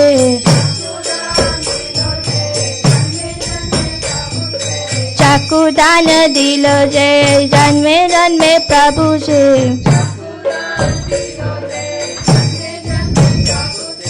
दिव्य ज्ञान हृदय प्रकाशित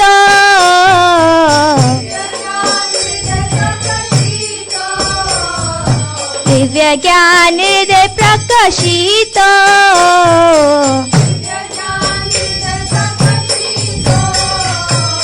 ಪ್ರೇಮ ಭಕ್ತಿ ಜಹ ಹೈತೆ ಅವಿದ್ಯ ವಿನಾಶಯತೆ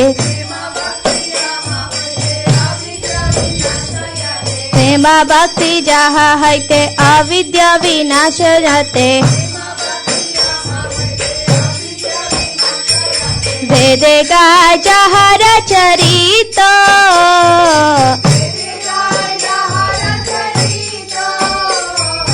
वेदे गाय जहर चरित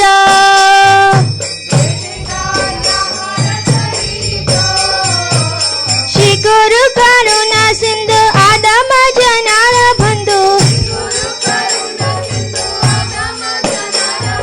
श्री गुरु करुणा सिंधु आदम जनार बंधु लोकनाथ लोकेरा जीवाना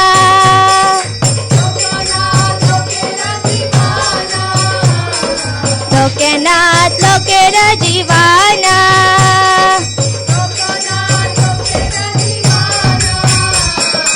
आहा प्रभु करो दया दे हमरे पाद छाया आहा प्रभु करो दया दे हमरे पाद छाया हे बेजाश कुशुत्र पुवाना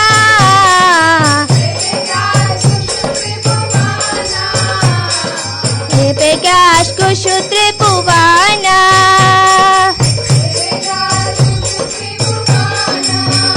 शिला प्रभुपाद पतिता पावाना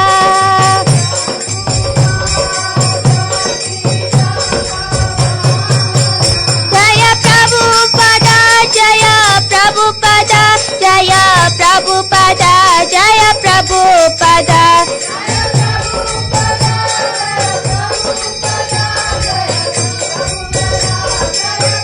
जय जय प्रभुपाद प्रभुपाद प्रभुपाद जय जय प्रभुपाद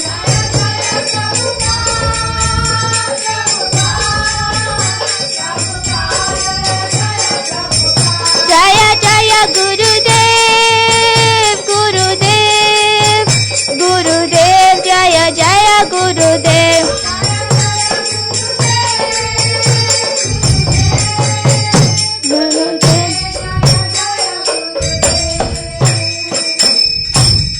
नमा ॐ विष्णुपदाय कृष्णपृष्ठाय भूतले श्रीमते भक्तिवेदान्ता स्वामी नित्यानामिने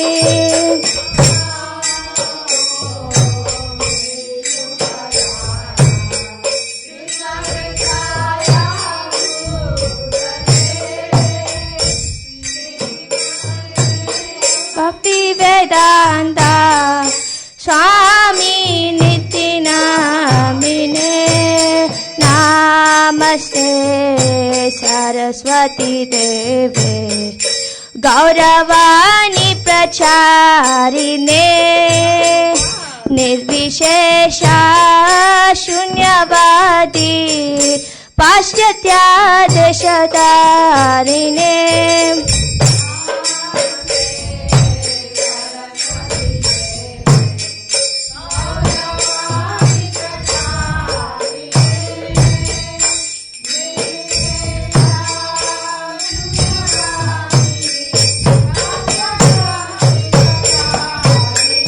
जय श्री कृष्ण चैतन्य प्रभु नित्यानंद श्री अद्वैत गदाधर श्रीवासादि गौर भक्तवृंदा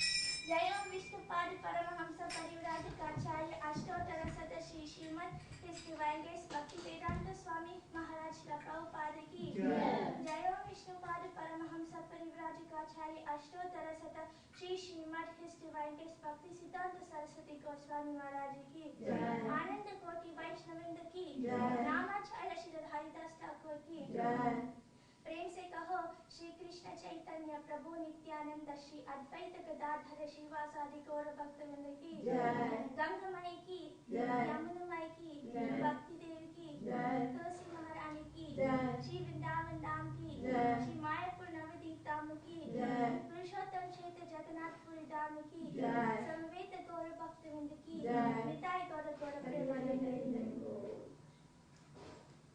All glories to the assembled devotees. All glories to the assembled devotees. All glories to Shri Shri Guru and Dora. Hari Hari Hari Bol.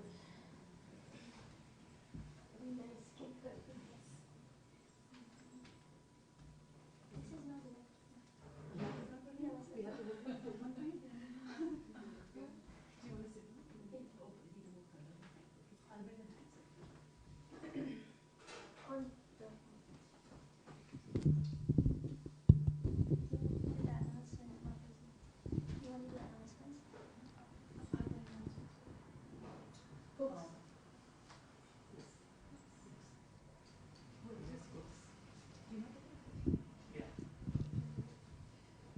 Today's prasadam was cooked by Swati Mataji.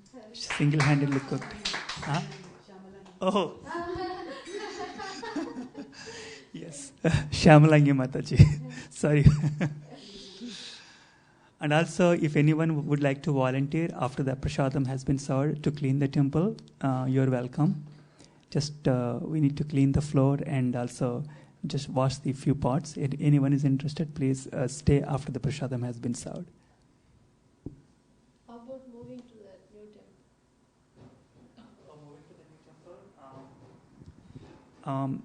I am not the official person to say it, but I heard that this is going to be happening next weekend. It will happen on Sunday. On Saturday, we'll be packing everything. On Saturday, we'll pack everything in boxes. On Sunday morning, early in the morning, the movers will come and they will take all the boxes and transport it to the new temple. When will the opening at the temple? So we are making plans, but the thing is, there is still some work going on at the new temple, and the work goes at its own pace. Even though we try to control it, there are so many factors which are outside of our control. Like, for example, inspections needs to happen, and they may say, something is not right, and they may say that, please, we'll come back again.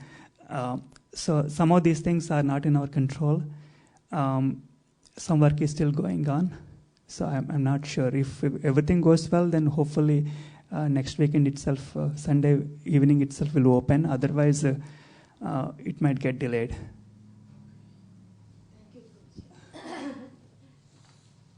So the duties be moving on next week? Yeah, everything will move on Sunday.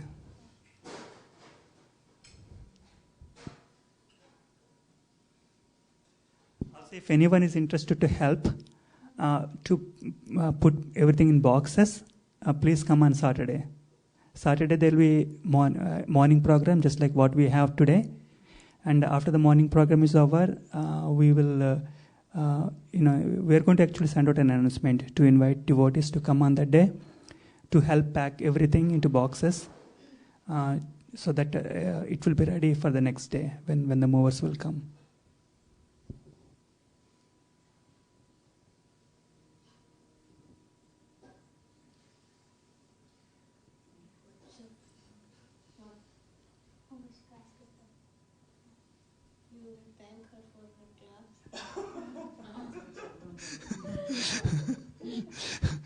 We thank Shraddha Mataji for a fabulous class today, and Srimad Bhagavatam.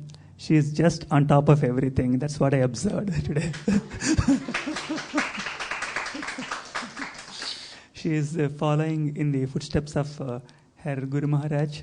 She wants Shastrik Praman for everything.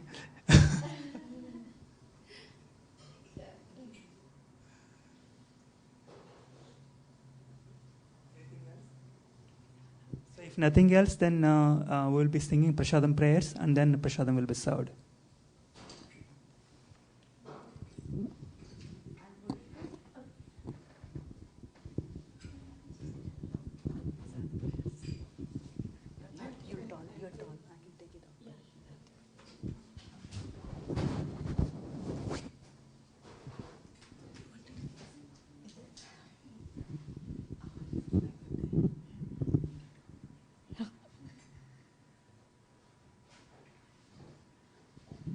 Hare Krishna, Krishna Krishna, Hare Hare, Hare Rama,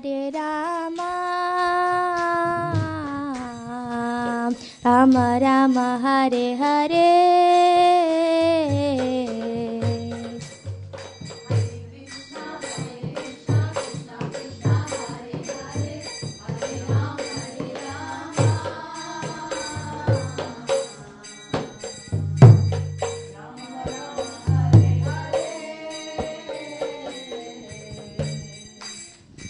Sharira Vidya Jodendriya Kahe Kaal Jive Phele Vishaya Sagare Taramadya Jivayati Lobho Mai Sudurmati Taki Chaita Katina Samsare Krishna Bodo Dayamoy Koribare Jiva Jai Saprasad Anna Dilo Bai Se Anamrita Pavo Radha Krishna Guna Gavo Preme Dako Shri Chaitanya Nita Ekadina Shanti Pure Prabhu Advaitera Ghare Dui Prabhu Bojane Bosilo Shakoriya Swadanam Prabhu Bole Bhakta Gana Hesha Krishna Ashwadilo Heno Shaka Shadane Krishna Prema Aishe Mane She Preme Koro Ashwadhan Jada Buddhi Parihari Prasada Bhojana Kori Hari Hari Bolo Sarvajan Baire Sachi Rangane Kabu Madhavendra Puri Prabhu Prasadana Korena Bonjan Kaite Kaite Taram Ailo Prema Sudurba Bole Shuno Sanyasi Ragan Mocha Ganta Pula Badi Dali Dalna Chachari Sachi Mata Kori Lorandan Tara Shuddha Bhakti Hari Bojana Kuri Lohari Shuddha Sama Eyana Byanjan Yoge Yogi Pajaha Boghe Ajha Betaha Hari Boli Khao Sabeba Krishnera Prasadana Trijagat Kore Danyam Tripurari Nache Jahapa Tripurari Nache जाहा पाय मा प्रसादे गोविंदे नाम ब्राह्मणी वैष्णवे सर्प पुण्यवतां राजन् विश्वासुने वजायते प्रसादे सर्व दुःखानां हानिराच पजायते प्रसन्न चेतसो यासु बुद्धिपाये वशिष्ठते भगवान श्री महाप्रसादम की जय. Please come take prasadam. Hare Krishna.